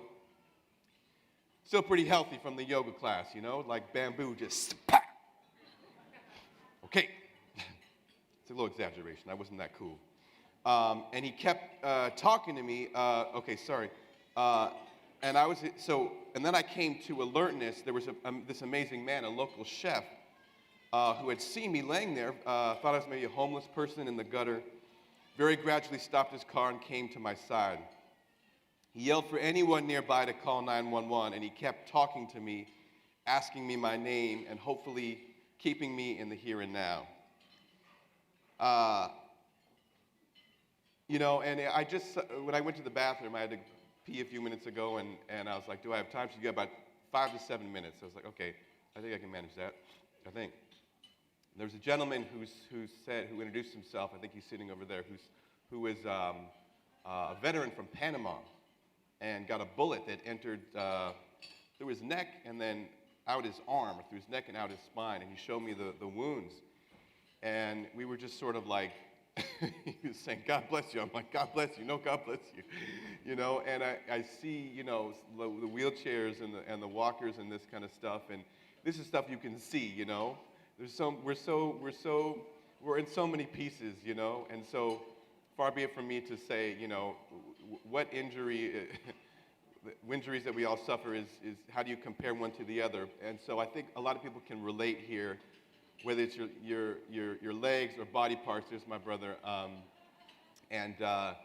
you know, we're talking here about love, and that transcends everything. So there was, I was right next to, in the drain, an 8-foot pool of blood around me, possibly more than was in my body at the time.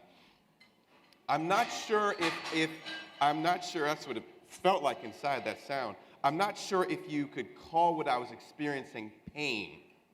I'm not sure that I would use that word, probably. But I will say it felt like an entire football team had tackled me. Maybe my lower back seized up or something, like a woman in childbirth who has an epidural, like a self-epidural.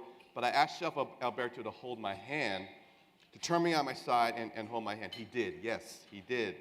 And he waited for about 4 minutes until the ambulance came, and those amazing men took me to Cedars-Sinai Hospital in Los Angeles. Wow, pretty wild, pretty interesting, pretty hard to, it's pretty hard to understand, right? Like a lot of things we go through. Some people are going through things right now in their seats, and believe me, I'm with you, I'm with you, I'm with you. When I was on my back in the gutter and Alberto was by my side, one of the first things I kept repeating to myself was, I'm alive. I think I'm alive. I'm alive. I'm alive. Okay, I'm alive. How did I have that presence of mind at that moment to issue an affirmation of positivity and gratitude? Where did it come from? To be honest, I don't know. I don't know. Part of me feels my nurturing outlook on life comes from my mother, Susan. Her ability to see compassion for others is immense. Another part of me remembered that at the time of the auto collision, I had just finished completing the writing of the scripts, 10 scripts for the first full season of a new groundbreaking multicultural television series entitled Dream Big.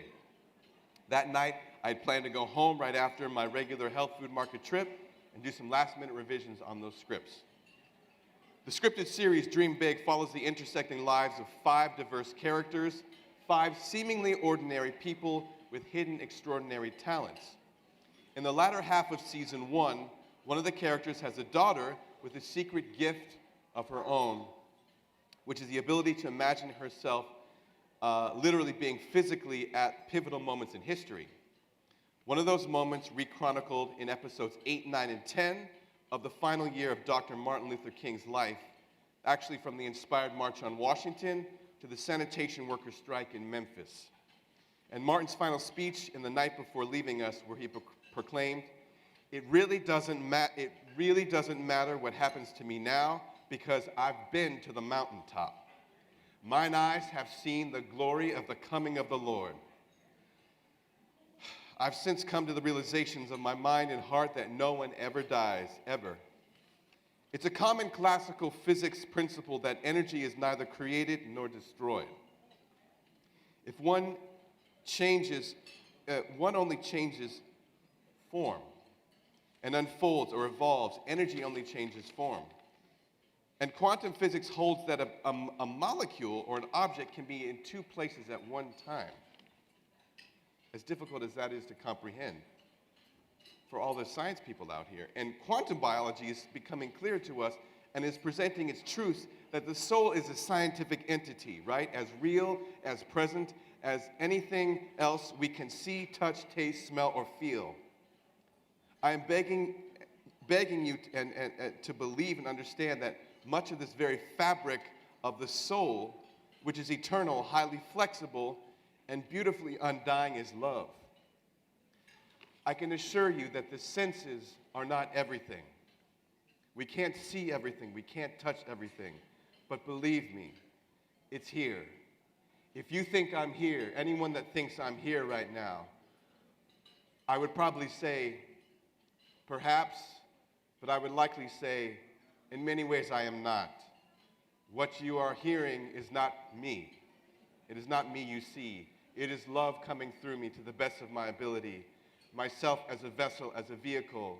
As I pray to God in the gutter, please, God, use my body for good, for the good of the people, whatever that may look like. And that buoyed my spirits. Perhaps that's where I got the courage, that and my mother.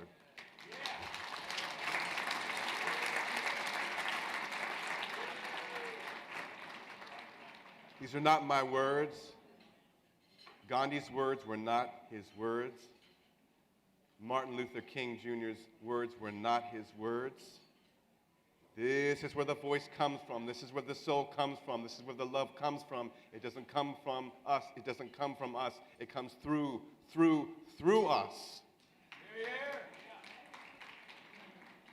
Thank you. So in a sense, what I'm saying to you here is that there is a science to love. A science to love. My father was a rocket scientist. He worked for Aerospace Corporation in California, and he worked on the NASA space program, and he helped send the space shuttle into space. That kind of scientific, quantifiable and measurable only to the mind of the universe, or God, or whatever word one seems to call such an immense and joyous force. My father is here right now. Your deceased loved ones are here in this room right now, believe me. Dynamic, strong, yes, sensitive, here. Amazing, huh? Amazing. I disbelieve it constantly. But then someone, countless people, actually will remind me, whenever I forget, we don't die. Literally. We only unfold into greater and deeper colors and shades of love. In retrospect, I believe Dr. King's words were coursing through my mind and running through my veins as a good portion of the contents of my blood was creating an 8-foot river of blood in the street by my car. In that same television series I had been creating, the 6th series regular character is actually an amputee. Coincidentally, and this was written, I completed episode 10, the final episode, within 2 weeks before being struck by this vehicle. And so, was that prophetic? I don't know. Possibly, I don't know. But I will likely now play that role. Perhaps it is because my mother is a learning disabilities teacher and my compassionate nature towards other able people rubbed off on me, or perhaps because of my deep commitment to and training as an actor and writer, several steps from the Afro-Am house at the Yale School of Drama right over there, right over here, and my ability to portray other types of people from different backgrounds and life experiences. Make no mistake, I would not have chosen this particular path. Make no mistake, I would not have chosen this particular path of events in my life, but either way, whatever the reasons, I'm up for the challenge.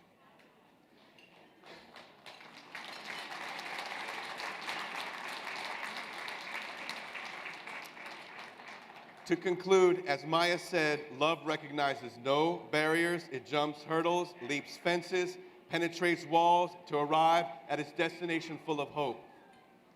I believe we have an opportunity at this point in time, in this world, in this room tonight, and it's already happening. So let's continue and let's amplify it to let love take the lead. In this day and age, instead of building walls and denying help to others, to the disenfranchised, to the homeless, to the voiceless, to black people, to colored people, to all people, to the voiceless, we have an opportunity to jump those hurdles, to leap those fences, to penetrate those walls, and to arrive at our destination full of hope. I believe it's time for love to take the lead. If we can allow love to take the lead, we're going to be just fine. In fact, folks, we're going to be more than just fine, quite a bit more. Thank you so much.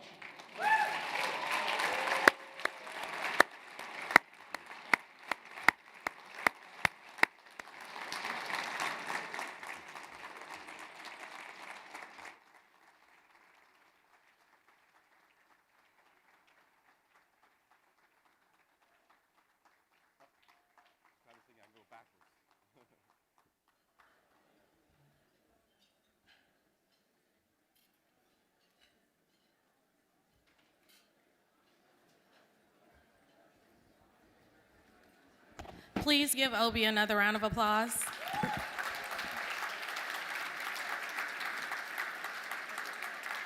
Okay, for our second Revolution Award, one of my co-panelists earlier today said that our peers are our inspiration. And I am honored, truly honored to present the Revolution Award to my 2011 classmate, Dr. Ivy Onyador. Hey, Dr. Ivy. As a sophomore, Ivy utilized her exceptional organizational and analytical skills to create the framework for what would become YBAA's signature program, Higher Education Initiative, or HEI.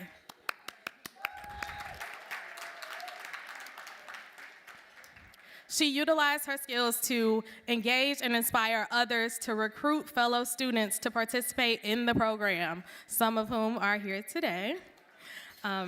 Until she graduated She continued to utilize her program management and leadership skills to guide and carry out week-long summer and spring break HEI service trips, which did indeed change the lives of the foster youth who attended.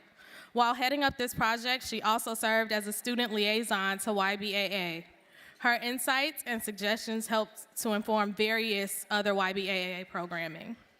In addition to her service, Ivy served as a member of the House staff for all 4 years that we were here, as the council chair of the Black Church at Yale, and as secretary of the Yale African Students Association. The planning and programming that she did on behalf of the House impacted the culture of the House and helped to transform lives of students on campus and beyond. Ivy earned her BS in psychology with distinction, period, from Yale University, her PhD in social psychology from UCLA, and was awarded a postdoctoral fellowship from the National Science Foundation. Currently, Dr. Ivy is an assistant professor of management and organizations at the Kellogg School of Management at Northwestern University in Chicago. Yes, yes. Her research examines how dominant and non-dominant group members reason about group-based discrimination and disparities. Professor Ivy's research has been published in leading journals such as the Psychological Science and Personality and Social Psychology Bulletin. Y'all do too much. Her work has also been featured in popular press outlets, including the New York Times and The Atlantic. In recognition of her contributions, she has been named a Rising Star by the Association of Psychological Science, selected for the SAGE Early Career Trajectory and Service to SPSP Awards by the Society of Personality and Social Psychology, and a Mission Award from the Society for the Improvement of Psychological Science. Please give a round of applause for my girl, my classmate, Dr. Ivy.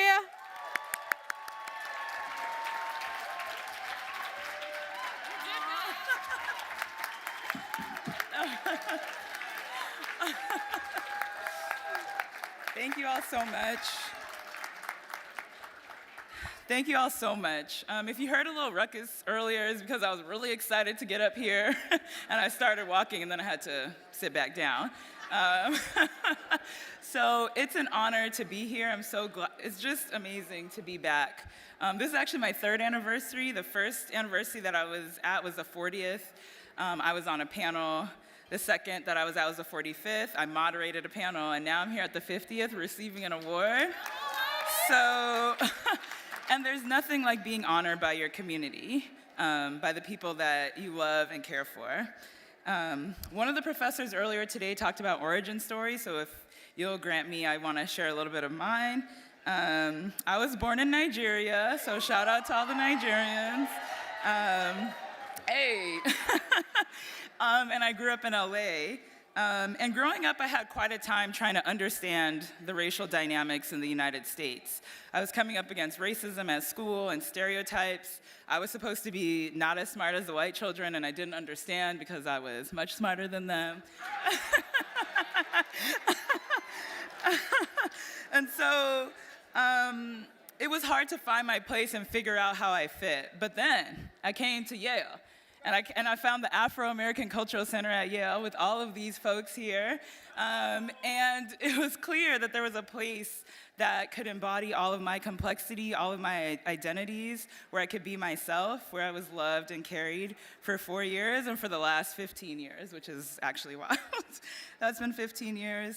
My freshman year, I was invited by Dean Pamela George to serve as a freshman ambassador. So she's another award winner today. And I threw myself into the work that we were doing here at the house. And it feels so special that this anniversary, I'm being honored with all these other people that I worked with Nicholas Roman Lewis, with Dean George, with Professor Feimster, with whom I took a class senior year that literally changed my life and my understanding of being a woman, honestly, so thank you. I won't go into details, but but thank you. Leonard and Zora were freshman ambassadors while I was here. And Al Lucas has been a role model for how to be an engaged Black alum. Thank you, Al. So I'm so grateful. So, and I want to specifically lift up Woody Britton. His wife, Deborah, is here today. He was really passionate about leadership and cultivating Black leadership here at Yale. And he encouraged me to hone my leadership abilities and create opportunities for other people to build their leadership skills. And that's what I do today as a professor of management and in my work as an academic. Also, my sophomore year, my laptop got stolen. I think I know who did it, but we don't need to talk about that. I'm not still mad, it's fine. But I was devastated. I mean, I didn't have money for another laptop. But Woody and his family found out, and they bought me a new laptop. And that honestly changed the trajectory of my time here at Yale. I was able to finish and be the person that I am today. So I wanted to thank Woody, I wanted to thank his wife, Deborah, for that gift to me that helped me complete my education. All right. I don't know if I can ever repay the house for what it's given me, but I'm so grateful for this honor tonight. I specifically want to shout out my brother, my baby brother who's here. He's my escort today. He's representing our family, and they're watching online. I want to thank my friends for loving me and gassing me up for the last 15 years. Thank you. Thank you to the House and for all who've contributed and paid into it. And we all just try to pay it forward. Thank you so much for being my home away from home for 4 years. Actually, I lived in New Haven for 8 years, and it was my home away from home for all 8 years and beyond. Much love to you all. Thank you.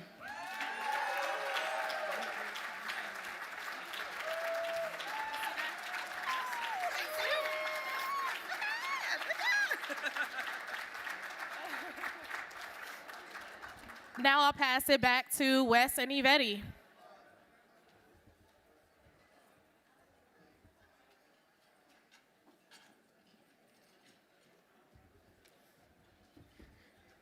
All right, y'all. So right now we want to take a moment to acknowledge the changes that have happened in the past 50 plus years at the House. And so we also really want to take a moment to acknowledge all of the first Black women graduates of Yale College. So if you graduated between the years of 1969 and 1974, we'd love for you to stand up so we can honor you as our trailblazers who led the way.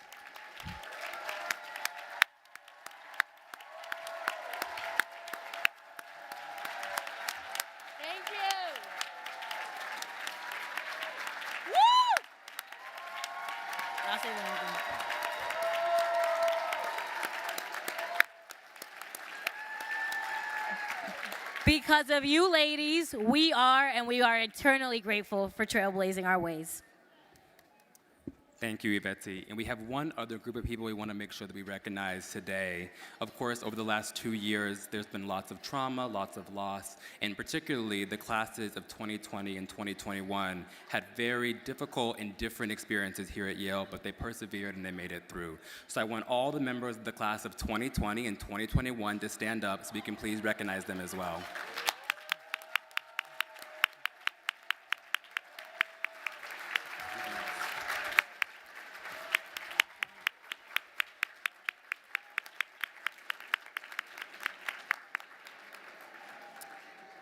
Thank you all. And now I'd like to invite Don Roman, class of 71, to introduce our award winners for the Legacy Award. Don? Thank you, thank you. Good evening. Is everyone having a good time? Great, great. Well, as stated, I have the privilege and pleasure of recognizing this year's winners of the Legacy Award. Our first recipient is Pamela Y. George.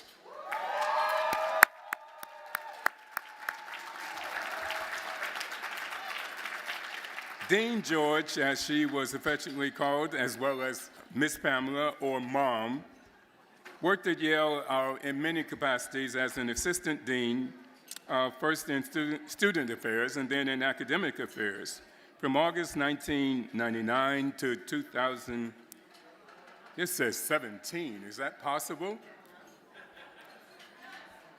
All right. Dean George served as the director of the House from 1999 to 2010, where she provided significant guidance of an alumni-funded multi-million-dollar renovation of the House and helped to establish the ORD Leadership Forum Endowment, honoring Black alumni founders Donald Ogilvie, Armstead Robinson, and Glenn DeChabert.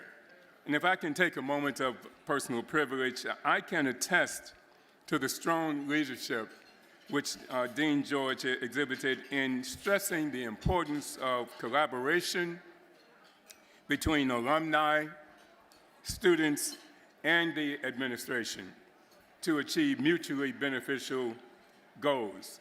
And Dean Salovey, President Salovey, I'm sure you appreciate that. And I think what we are seeing tonight is recognition of that important piece of the puzzle. Throughout her time at Yale, Dean George was a sought-after and dedicated advisor for all students, but particularly for first and second year students. She worked with over 30 student organizations, including New Haven community groups, that broadened the scope of social, emotional, and social justice programming, peer advising, and academic support for a diverse group of Black American, West Indian, African, mixed-race students, and the LGBTQ communities. Because of her contributions to Yale, the House, and to the House family, it is my great honor to present my friend, Pamela George, with the Legacy Award. Please come forward.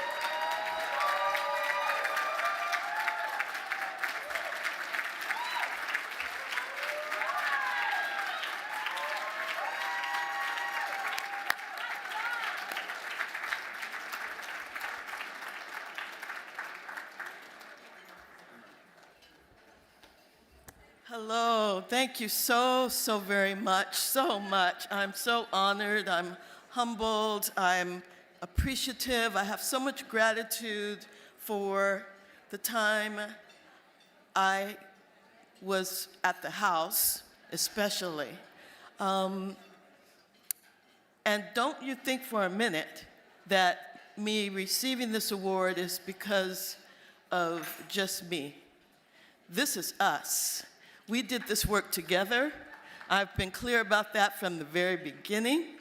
And if you will indulge me, I'd just like those of you who ever worked at the House with me, who was a leader of a resident group, who was my advisee, to please stand. And when I say advisee, I want to take this moment to just remember Aisha K. Faines, because she was one of my advisees, and I know we miss her very much. House staff, you held it down all the time.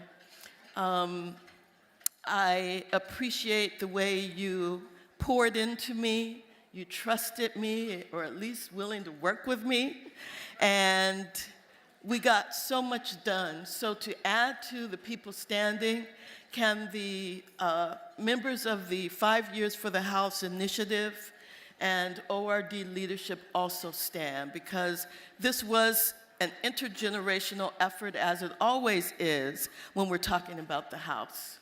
It's never just the students, it's never just the staff, it's never just this year or that year. And I just appreciate your dedication and your discipline. We had to really keep the lights on and figure things out and stay ahead, and I appreciate the way you all did that. So this is for us. God bless you.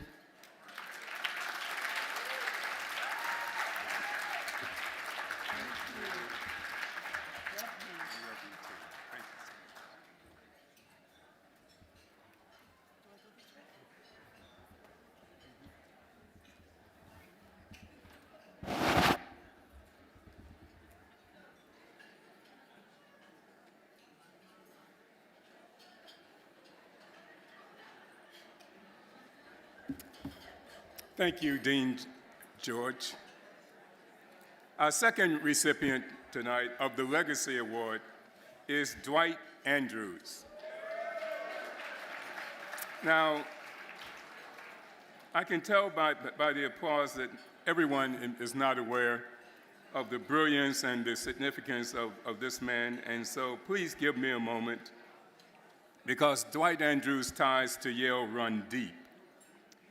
He received his bachelor's and master's degrees in music from the University of Michigan, but he continued his studies at Yale, where he received a Master of Divinity degree and a PhD in music theory. While at Yale, Dwight served as associate pastor of Christ Church and was on the faculty of the music department and African-American Studies program for over 10 years. He also served as the resident music director at the Yale Repertory Theater under Lord Richards. It was during this period that his fruitful association with playwright August Wilson began. As a result, Dwight served as music director for the Broadway productions of August Wilson's Ma Rainey's Black Bottom, Joe Turner's Come and Gone, Fences, The Piano Lesson, and Seven Guitars. Now, how's that for a record? He also served as music director for the Broadway revival production of Ma Rainey, starring Charles S. Dutton and Whoopi Goldberg, and collaborated with director Kenny Leon on the Broadway production of A Raisin in the Sun, starring Sean Puffy Combs and Felicia Rashad. His work has been presented at professional theaters throughout the United States and Great Britain. Currently, Dwight, now Reverend Dwight Andrews, serves as the senior pastor of the First Congregational Church in Atlanta, Georgia. He cannot be here tonight because of his pastoral duties, but because of his contributions to Yale and to the House and Black Church at Yale, we award Dwight Andrews with our Legacy Award. Please join me in thanking him in absentia. And now, I would like to present our own Vera Wells, my classmate, 1971, who will come for the final awards. Vera?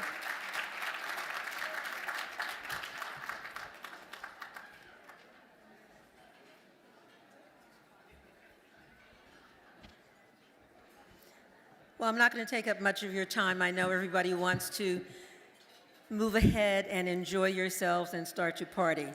But there are two final awards that are really significant. I'm not going to read them, but can I have your attention maybe for 3 minutes? For 3 minutes. For 3 minutes. These awards really are given to, and we were talking about them being Lifetime Achievement Awards. May I ask anybody who ever took a course from, or heard a lecture from, or read a book by Robert Ferris Thompson to stand or applaud?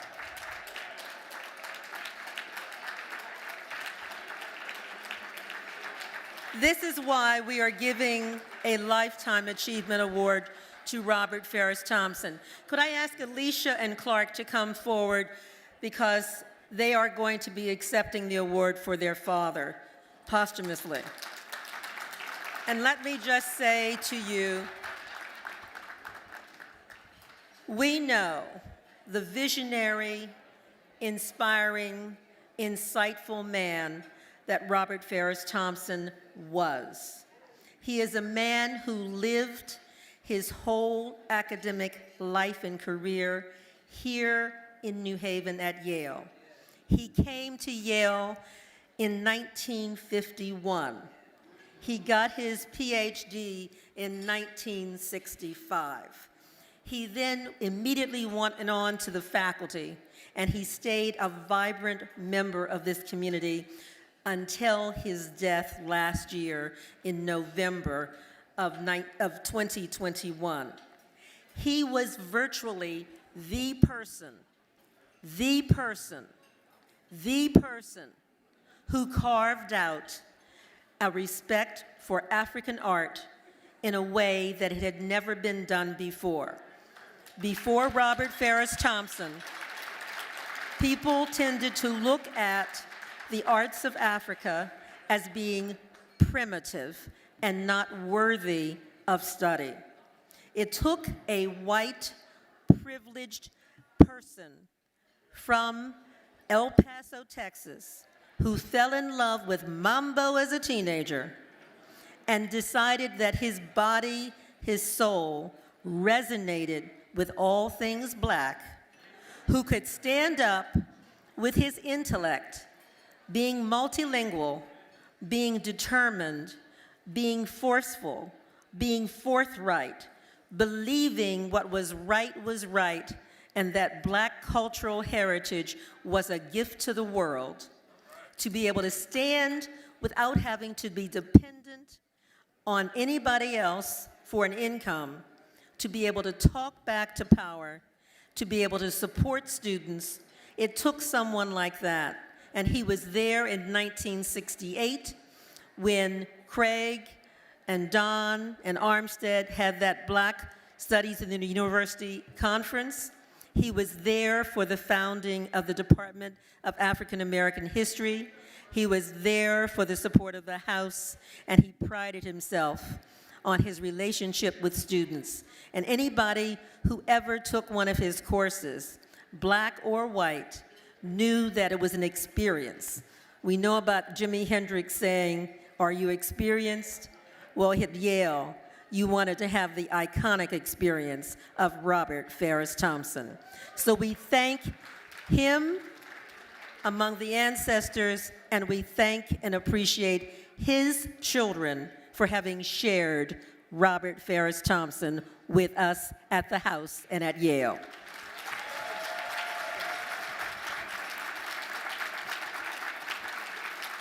Thank you.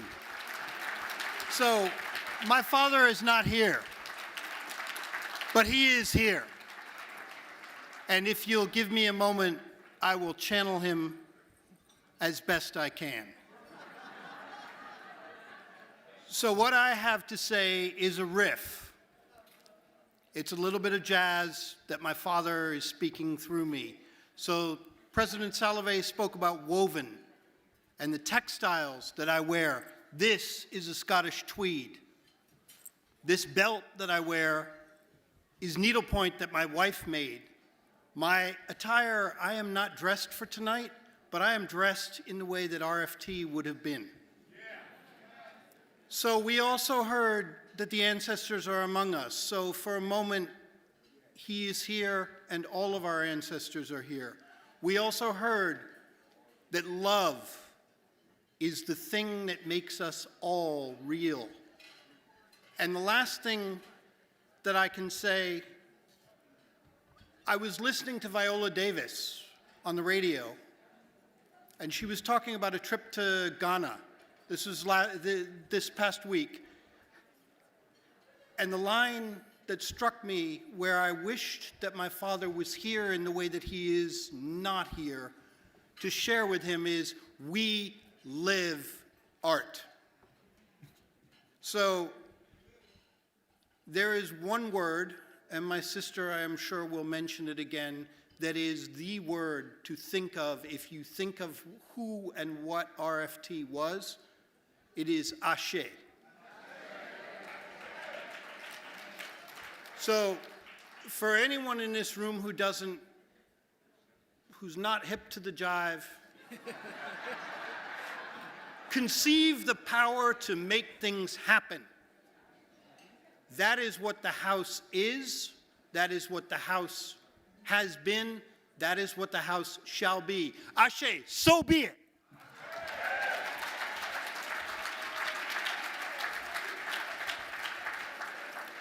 Thank you, everyone. This has been a beautiful, beautiful night. And I just want to add, I was going to say Ashe, and my brother, of course, got there first. But if I was my father and if I was up here standing before you, I would raise my fist. So let's all raise our fists as he would. And if you could all just say with me, Ashe. Ashe. Thank you, and thank you, Vera.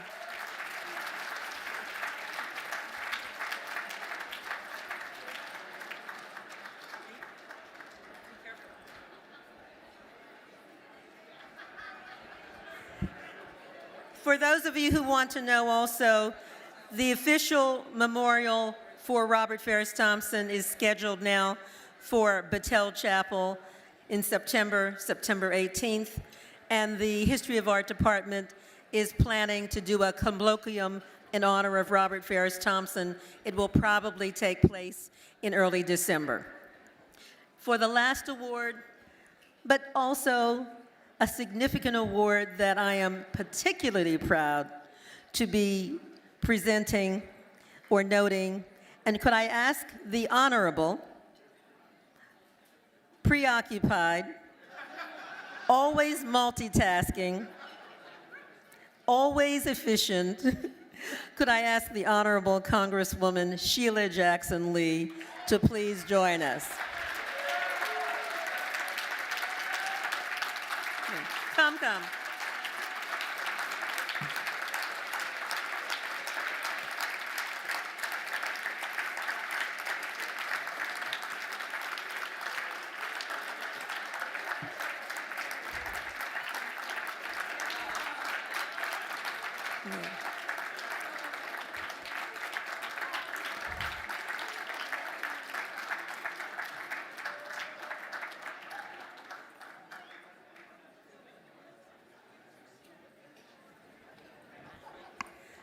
I'm going to just be up here for a minute with the Congresswoman, but because there's no way that anybody can adequately introduce this woman in less than 2 minutes. There isn't.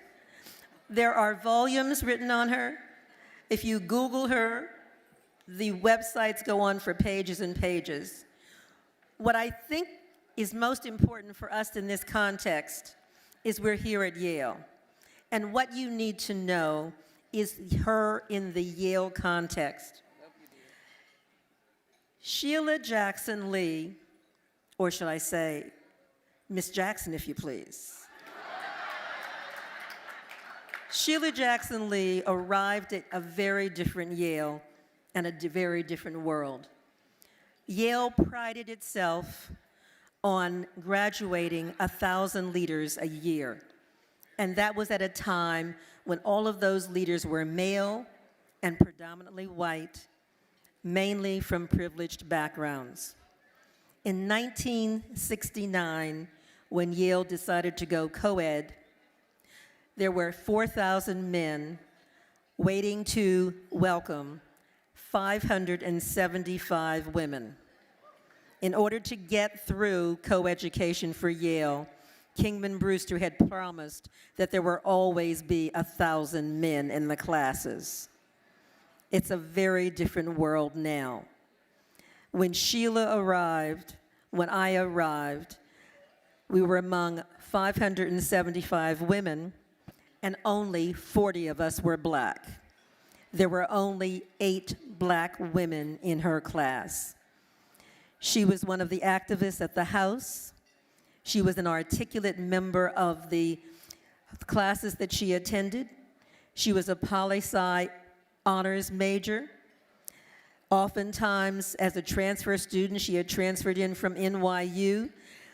She may have been the only woman in her class or the only black person in her class. A very different world from the world you experience here at Yale. And yet, she then was not only active at the House, but then went on to go to law school at UVA, to have an active legal career, and now we all know her as the Honorable Congresswoman from Texas. So she is our dreams fulfilled.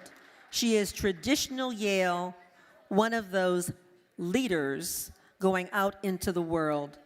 And she is the revolutionary because she helped to change not only Yale, but the world. And she is a Renaissance woman because she is our sister friend, our Congresswoman from Texas, the Honorable Sheila Jackson Lee, to whom I bow. You're a bad sister, Sister Wells. You're a bad, bad sister. You're too bad for me. You're a bad, bad sister. She's a bad sister, is she not? I am humbled. I'm going to speak loud enough for my friends way in the back of the room, my brothers and sisters way in the back of the room. Wave your hands. There's no shame. There's just honor. And even for those who are outside those doors, maybe one of my friends will go there and say, come on in and stand up against the wall. I am privileged and doubly honored to have this time before my peers. Let me first of all thank Dean Nelson. We ran into each other 4 years ago. I believe she'll have the dates better than I would. Leading the House and being invited by President Salve at the end of a Yale Council meeting. She was working even then, Mr. President. You can always count on Dean Nelson. She's always working. She has been working. And so I'm just going to take this brief moment for you to give her a rousing applause again.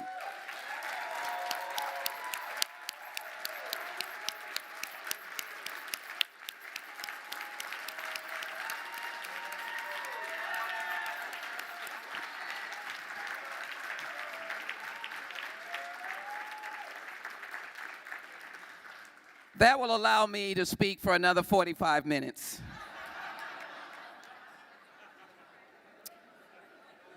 Let me acknowledge President Salve and his lovely First Lady and all of those who shared the table with me for the leadership that you have given and the understanding, Mr. President, that I often have to say in Washington, that this is a journey that Yale is on. It is not yet finished its journey. And this room of beauty and color, history and intellect, is a resource that you should dig deep in, and this should be the kinds of rooms at Yale that should go time after time after time. The brilliance in this room is one that should be utilized. And so as we were discussing broadly about Yale's commitment, here they are, richly coming back, excited about the commitment, loving to be a bulldog, hungry to come back, and ready to work. Give yourselves a very big hand, the Yale alumni of the African-American Cultural Center. You can do better than that. Give yourselves a very big hand. You're going to get a little tired after I get through. Might I also take a moment to not leave out those 1,000 men? And if you were in the classes of 68, 69, up to 75, why don't you stand, men and women? Stand up, gray hairs, stand up.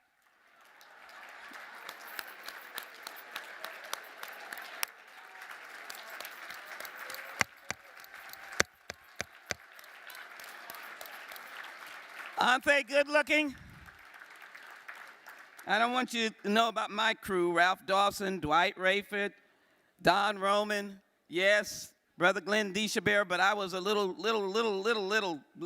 I just looked up to them.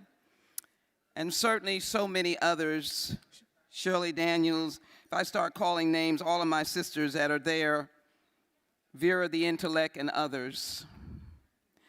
But let me take this moment and frame for you some concluding remarks that will likewise pay tribute to Professor Thompson and to his wonderful family that have come. Let me give you sort of the framework of my life every day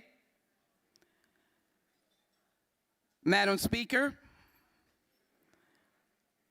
the gentlelady is yielded to. And when you're given that moment, you keep going until the gavel, and I see no one with a gavel here tonight.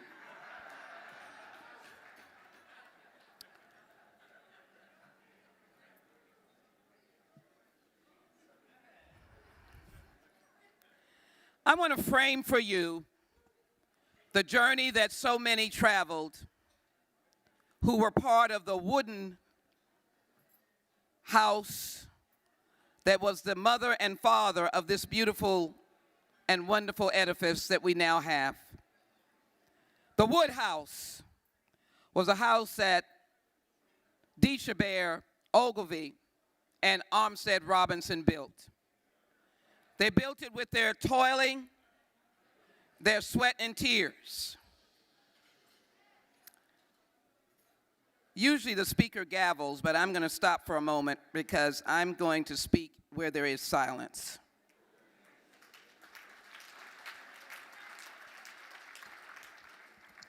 If the technology can raise my voice, you need to raise it up a little bit. So I want those who are buzzing around in the back to either hear me loud enough to be overcoming their buzzing. We do that in committee rooms, so please forgive me, Mr. President. We are somewhat unable to not be in our normal atmosphere. But I think the point that I want to make tonight, albeit very brief, is that all that we are today has a deep and abiding investment in very difficult times. It was not easy for three young men to stand up against the opposition of the very sense of an African American studies program. How dare you suggest that there was qualitative research and development in the question of African American history and culture? And those who joined them, Ralph Dawson says he has a lot of scars. I'm sure Don Roman does, and many others. They started a little bit before the school was opened up to women. And when those three young men put on a conference, and I might say, with the support of Kingman Brewster, who recognized that this was going to happen, and he let them work. But those who came from around the country, believe it or not, they could not tell their campuses, we're going for a conference dealing with African American studies. It was almost an unspeakable concept.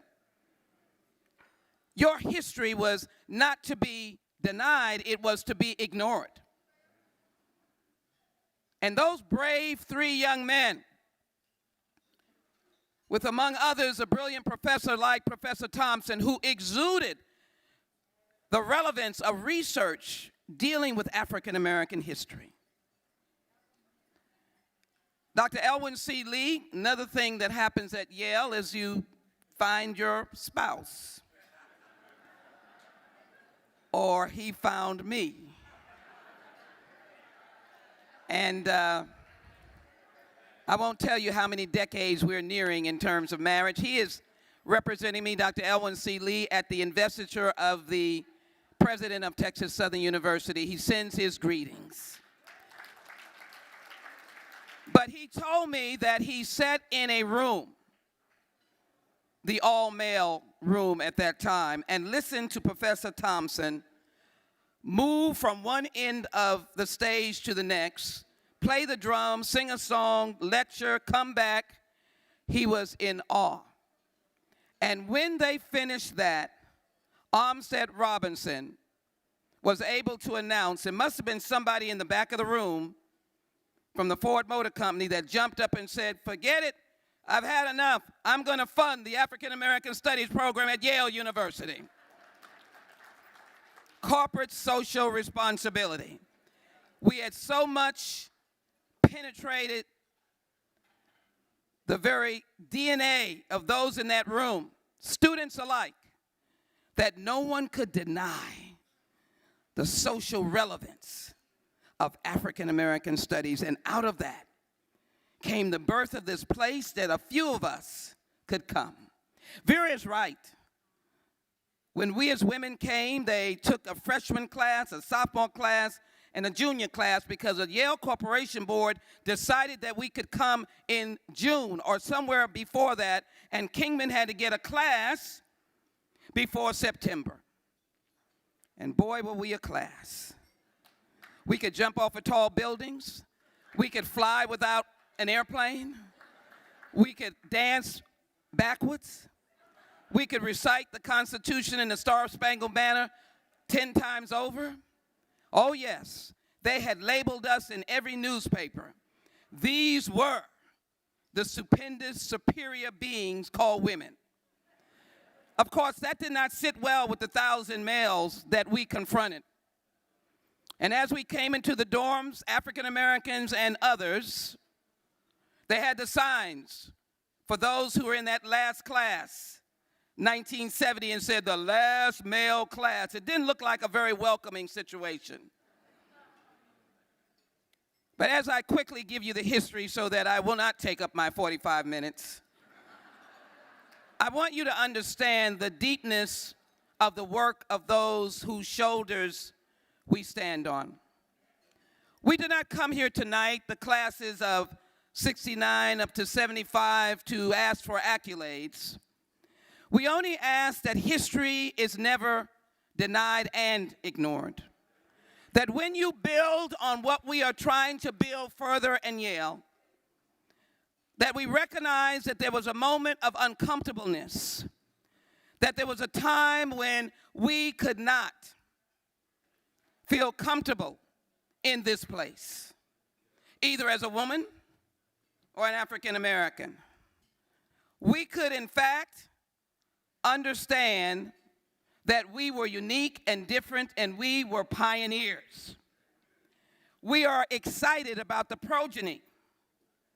We are, in fact, ready to be able to link arms with this massive room, this powerful group of classes and awardees who have been now the multiple layers of success.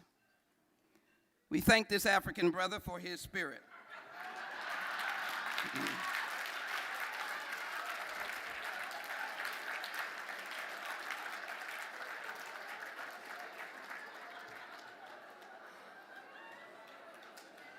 And so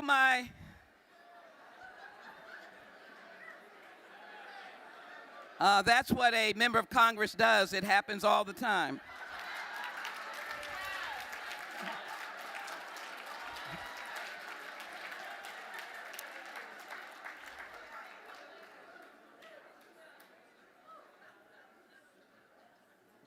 So let me capture, as a lawyer has 3 or 4 times for closing and 10 times for opening, but let me capture where I'm going with this.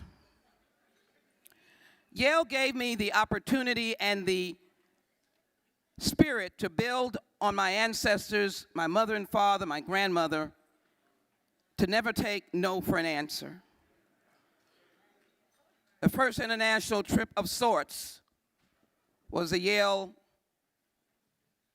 fellowship, Murray Traveling Fellowship, that sent me to the continent of Africa as an individual student doing very high-powered research on the common law versus tribal law by myself.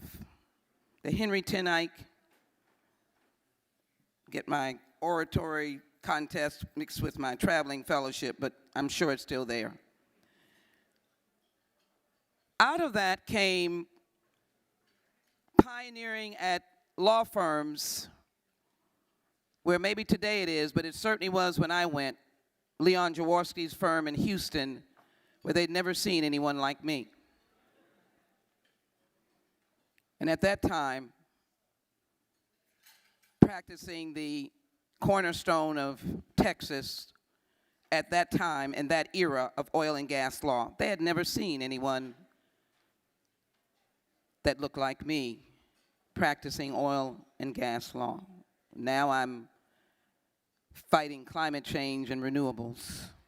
But I do it on the foundation of the understanding of the industry. And so my message is that when something seems to be the impossible third rail, it should not be an obstacle for anybody in this room. And one of the things that continues to be a third rail, no matter whether you're a successful partner in a law firm, you are a corporate officer, whether or not you're an academician, whether or not you're in the arts, whether or not you're a prominent person in universities, is the issue of race. And I could not come here tonight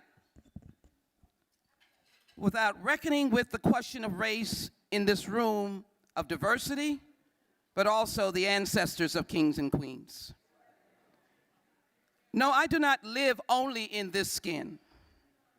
I did not live in this skin when I was on the Ukraine border just about 10 days ago. I don't live in this skin as I fight for the children dying in Ukraine and those who are fleeing, for us to find the right kind of response for them. I do not sit in this skin as I articulate and orchestrate the rescue of our hostages held by the desperate and vicious Vladimir Putin. Yale gave me some of that, but I'm still in the same skin that if I was to ascend to the 75th floor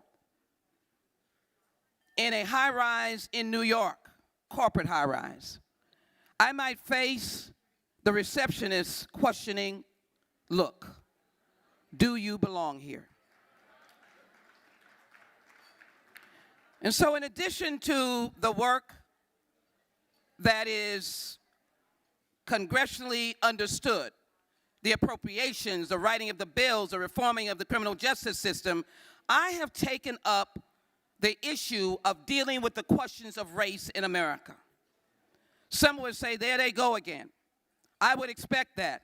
She's African American. Isn't that what they do?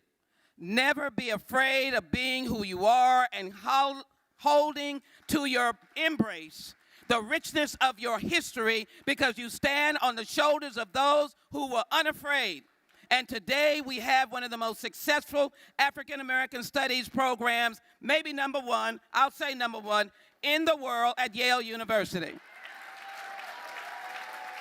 Because they were unafraid. They were unafraid. And so I am carrying, in the spirit of Yale's motto, Yale's vision, and that is, of course, Lut e Veritas, light and truth. I can't help myself. I am carrying legislation that deals with the history of slavery in America. One could go on and get your accolades because you were the leader of passing the Violence Against Women Act. You're the leader in passing the Law Enforcement Trust and Integrity Act, or finding funds for those suffering from Hurricane Harvey. But if I have a legacy, I want people to know that I was unafraid to talk about this time in our history, 246 years of slavery.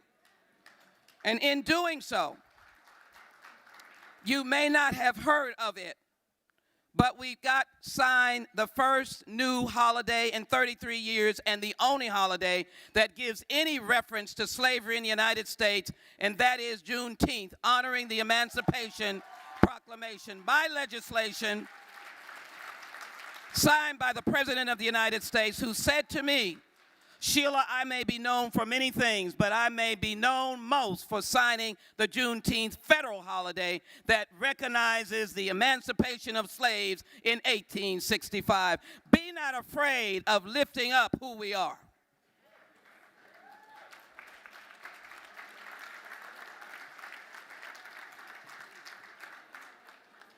On Monday, there will be breaking news.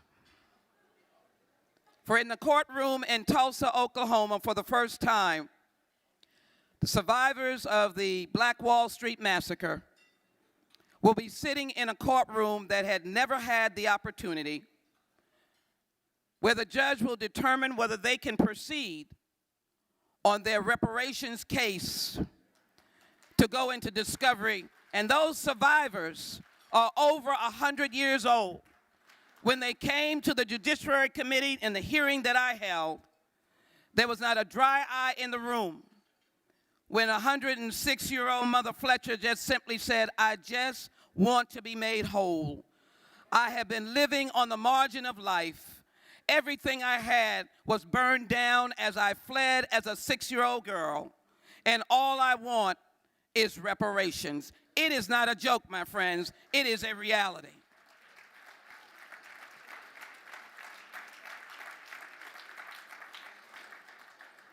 And even as we go in our different disciplines, it is important to recognize the history. And so in that courtroom in Tulsa that I hope that I may be able to attend, but it will go on without me, as we were there for the 100th commemoration in Tulsa just last year, where President Biden joined us, and where I knelt on the ground where those 300 were thrown unmarked, killed, no one ever to acknowledge their death, their names, and I knelt on that soil. I have the chills and the memory of that today. And so in addition to acknowledging the 246 years, I'm a proponent of the institutions of America. Maybe I would have had as my extended ally the likes of Dr. Blassingame, the first head of the African American Studies Department. I would have had Maya Angelou, who taught here as well. I would have had Professor Thompson to introduce H.R. 40, the Commission to Study Slavery and Develop Reparation Proposals. It is the third rail, with over 300 plus organizations, including Japanese Americans who received the American Civil Liberties Act in 1988, their reparations for the false and wrong internment of Japanese Americans in the 1940s in World War II. Is there any lack of understanding of the history of our people? Do you not understand the watery graves? When the slaves did not want to get on the ships and they jumped into the Atlantic Ocean. Do you understand the door of no return in Ghana, Ashe,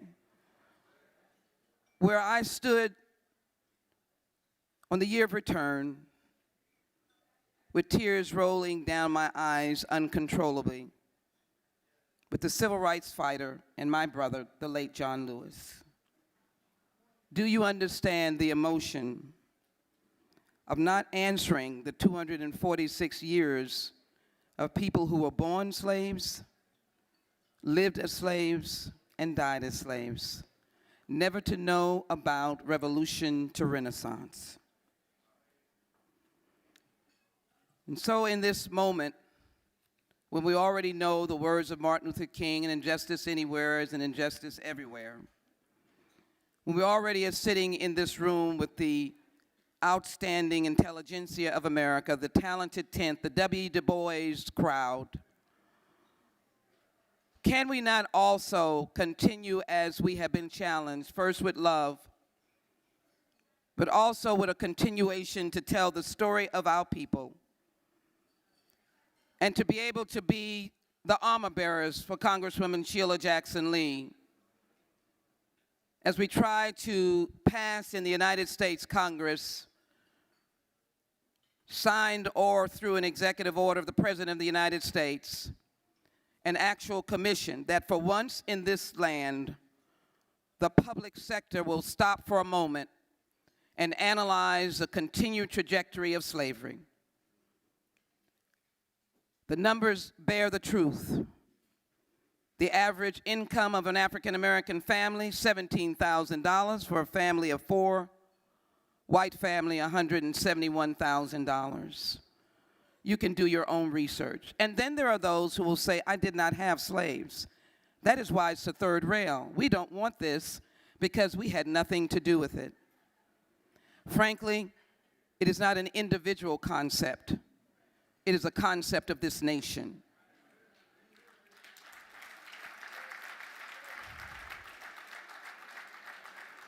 And when you have the misinterpretation of critical race theory, when Yale in years past, some 30 or 4 years, well more than that, had to contend with the question of Dr. Shockley, who ultimately was rejected but then had to come because of the question of free speech. When my husband, Dr. Lee, not Dr. Lee then, but a student asked another student, do you actually believe that the DNA suggests that these descendants of enslaved Africans, of which he did not call it, but he said black students, are inherently inferior? Do you see the questions that are still prevailing today? Even though they don't rise to the top, they are percolating in our students, in our underperformance, in our income, in our health disparities. They're everywhere. And the question is, are we going to join in saying, we want this racial divide to end once and forever? Let us understand it as a family, as a nation that the world can see, oh, America understands the international concept of reparations, where everyone knows that when you've been harmed, there is reparations.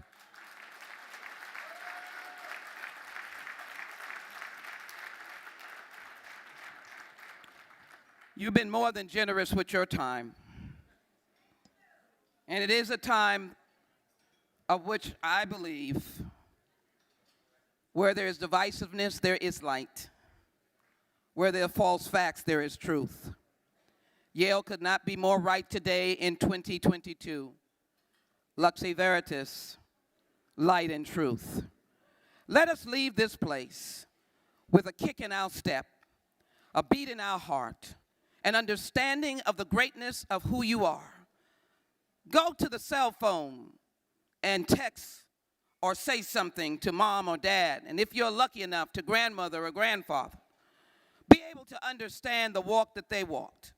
Maybe some have those whose parents were prominent or grandparents were prominent. Some others may have said, I'm lifted out of the ashes, and here I am today. Or I've had mountains and valleys, but here I am today. If that is your story, let it be told. And let us leave this place emboldened with what Yale has poured into us, but challenged by what is yet undone. I believe that you'll hear from this president and Yale in the very near future in a massive academic rendering of Yale's interaction with slavery. That is an outstanding effort, and I applaud the leadership of Yale University.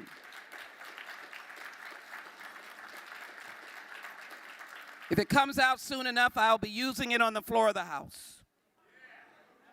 I'll document that if they can do it, we can do it. If other Ivy Leagues and other colleges can do it, then we can do it.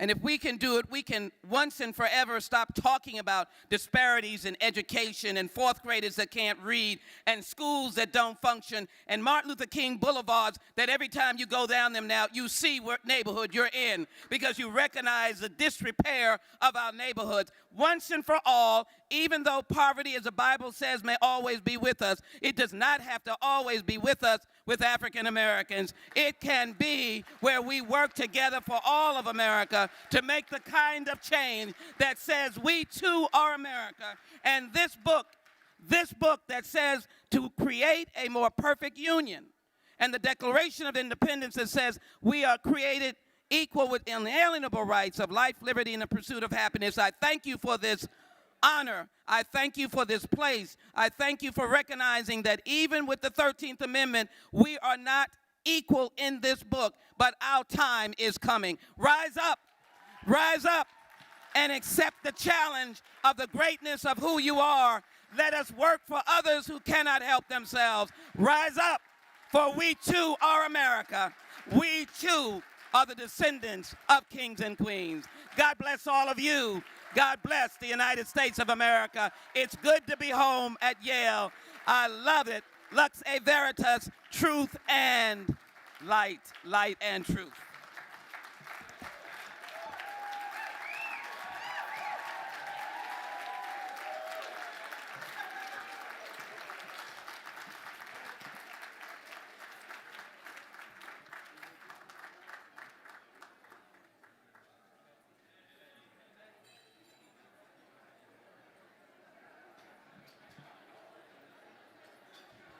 They're not finished yet. Don't go.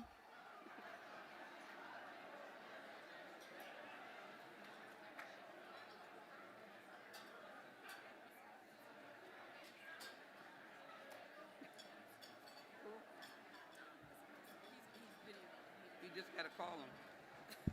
I don't want to stay up here too much long. I've already worn my welcome out. Huh? Do you want Don to give it to you? If you want to call him up, I think he's. The program is still going on.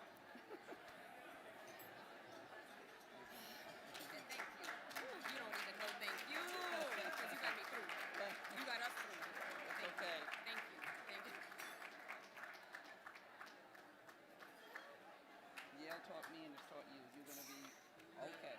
I'm still learning. He's doing this again. I'll get Don to do it. He doesn't, he's not He didn't know listening. how to touch it. Thank you. Thank you again. Thank you. I'm going to give you this, my friend, Here, don't leave your glasses. and give you. Yeah, I'm going to go down.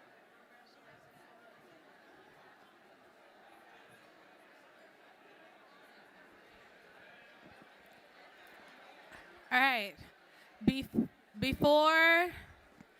Before we open the bar, yes, we're going to open it back up for y'all. I got you. Before we open the bar, before the DJ starts back up, we have a few closing remarks.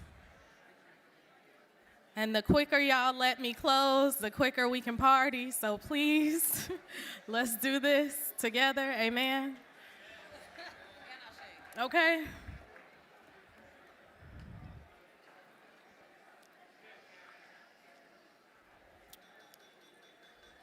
Thank you. Thank you. So on behalf of my co-chairs, Cheryl Nagash-Carter and Don Roman. Don, please stand. On behalf of the co-chairs of the 50th anniversary of the Afro-American Cultural Center at Yale, I want to say thank you sincerely to all of you for coming. As Dean Nelson said earlier, we were planning for an in-person celebration back in 2019. Sorry, I'll wait.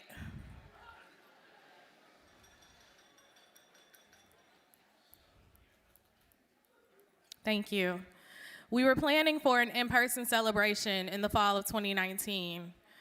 No, in the spring of 2020, and then Corona.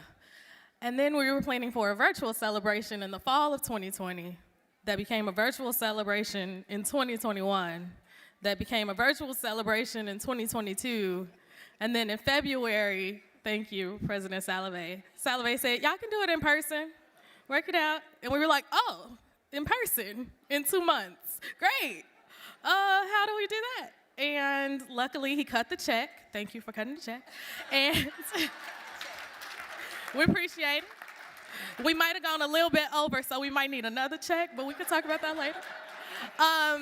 And in those 2 months, it was multiple calls a week, multiple Zoom meetings, praying and hoping that you would show up in the way that you have tonight, and we are so grateful. We were a little worried that we wouldn't get to 150 people in person, and then we hit that number, and you weren't, but we were like, the Rona, 2 months, people don't even know it's happening in person, flights might not be a thing, and then we hit 150, and then we hit 250, and then we hit 400, and then we hit 530, and I was like, oh, okay, come on, Black people, come home. And not only speaks to the work of this committee, but it speaks to all of your commitment to the house, to the love that you have for the house, and to your desire to be together as a community. So we are really grateful that all of you showed up. You look amazing. And before I pass things off to Dean Nelson, I would like to say a few words about Risa Nelson. Step on over. Step on over. Surprise. It's okay. You cute. You gonna make me cry. You gonna make me cry? I am. Okay, so when Cheryl called me in 2017 and said, we need a younger person to be one of the co-chairs, can you just come? It's only a few meetings and, we'll do a couple things. It won't be too much work. I was like, oh, okay, sure, yeah, why not? And 5 years, 5 years of planning. The person that kept us together and got us through was Dean Nelson. She did not give up on our community. In the midst of COVID and trying to care for the students on campus and make sure that they were all safe and provided for. When campus shut down, trying to make sure that they all had the transportation that they needed to get home. When people got stuck in other countries, trying to make sure that they could get back to campus, right? She was putting in so much work on so many things on campus while still planning this celebration with us. She is phenomenal. You are a leader. You are a visionary. You deserve all the things, okay? All the things. Thank you. All the things. I pray that your successor is half as dope as you are, because you ate and you left no crumbs, honey. Not a crumb. Not a crumb. Okay? We are grateful for you. We are grateful for your work. We're so excited that you are staying at Yale, that you will continue to pour into this community with your heart for people and your heart for New Haven and your heart for this university. We thank you so much. And we know that Yale is sometimes a thankless place.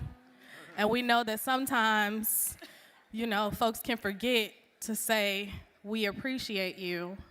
So in that vein, to make sure that you don't forget, we have this box for you, engraved with your name on it, full of thank you notes from students, alumni, and staff, so that in your new role, whenever you don't feel thanked, whenever it gets hard, you can pull out a note and remember that this community appreciates you. Thank you. So, thank you, Dean Nelson.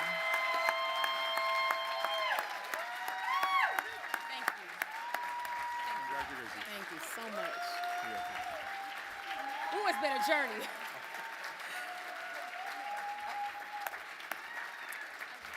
Also, on behalf of my co-chairs, check the mail this week because there is a $400 spa gift certificate coming to you. Thank you. Yes, do you think? Thank you so much. Oh, yes, because I need it. Thank you. This is overwhelming. Thank you. Yes, it has been a long time coming. I just want to say a few brief words because I actually want to get to dancing and partying, y'all. Wesley, you were the first person I met here. And so I am so thankful that you could be back here because on April 29th of 2015, so 7 years to the date of when we kicked off this 50th, I interviewed for this position. And you were touring me around the house. Thank you. You were touring me around the house, and I saw a portrait of Bouchet, and I stopped. It was the second time that I had seen his portrait. The last time before that, it was hanging outside of the office of what was then called the headmaster. Y'all know how I feel about that. At my high school, right? And so I just stopped, and I was looking, and I was thinking back to high school, which was tough for me for a lot of different reasons. And I always thought, here is this man, the son of formerly enslaved parents, and if he could make it, I could get through, I'd be fine. And to this day, he continues to be our inspiration here at Yale and in New Haven and really around the world. And you asked me, I don't know if you even remember this, you asked me, what is your vision for the house? And I said, I want to lead it into its new renaissance. And I hope that I did that. I hope that I brought that to you.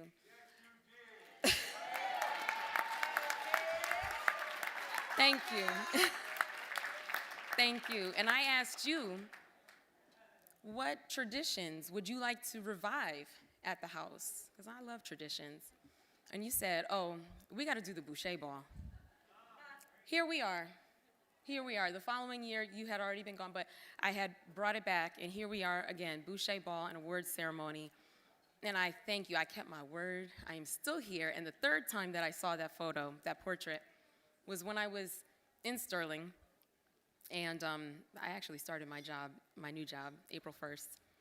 And going up to my office, it was, oh, I'm getting emotional. It was really beautiful because I saw the May Day 1970 exhibition. You all should go see it. And it led me to my new office.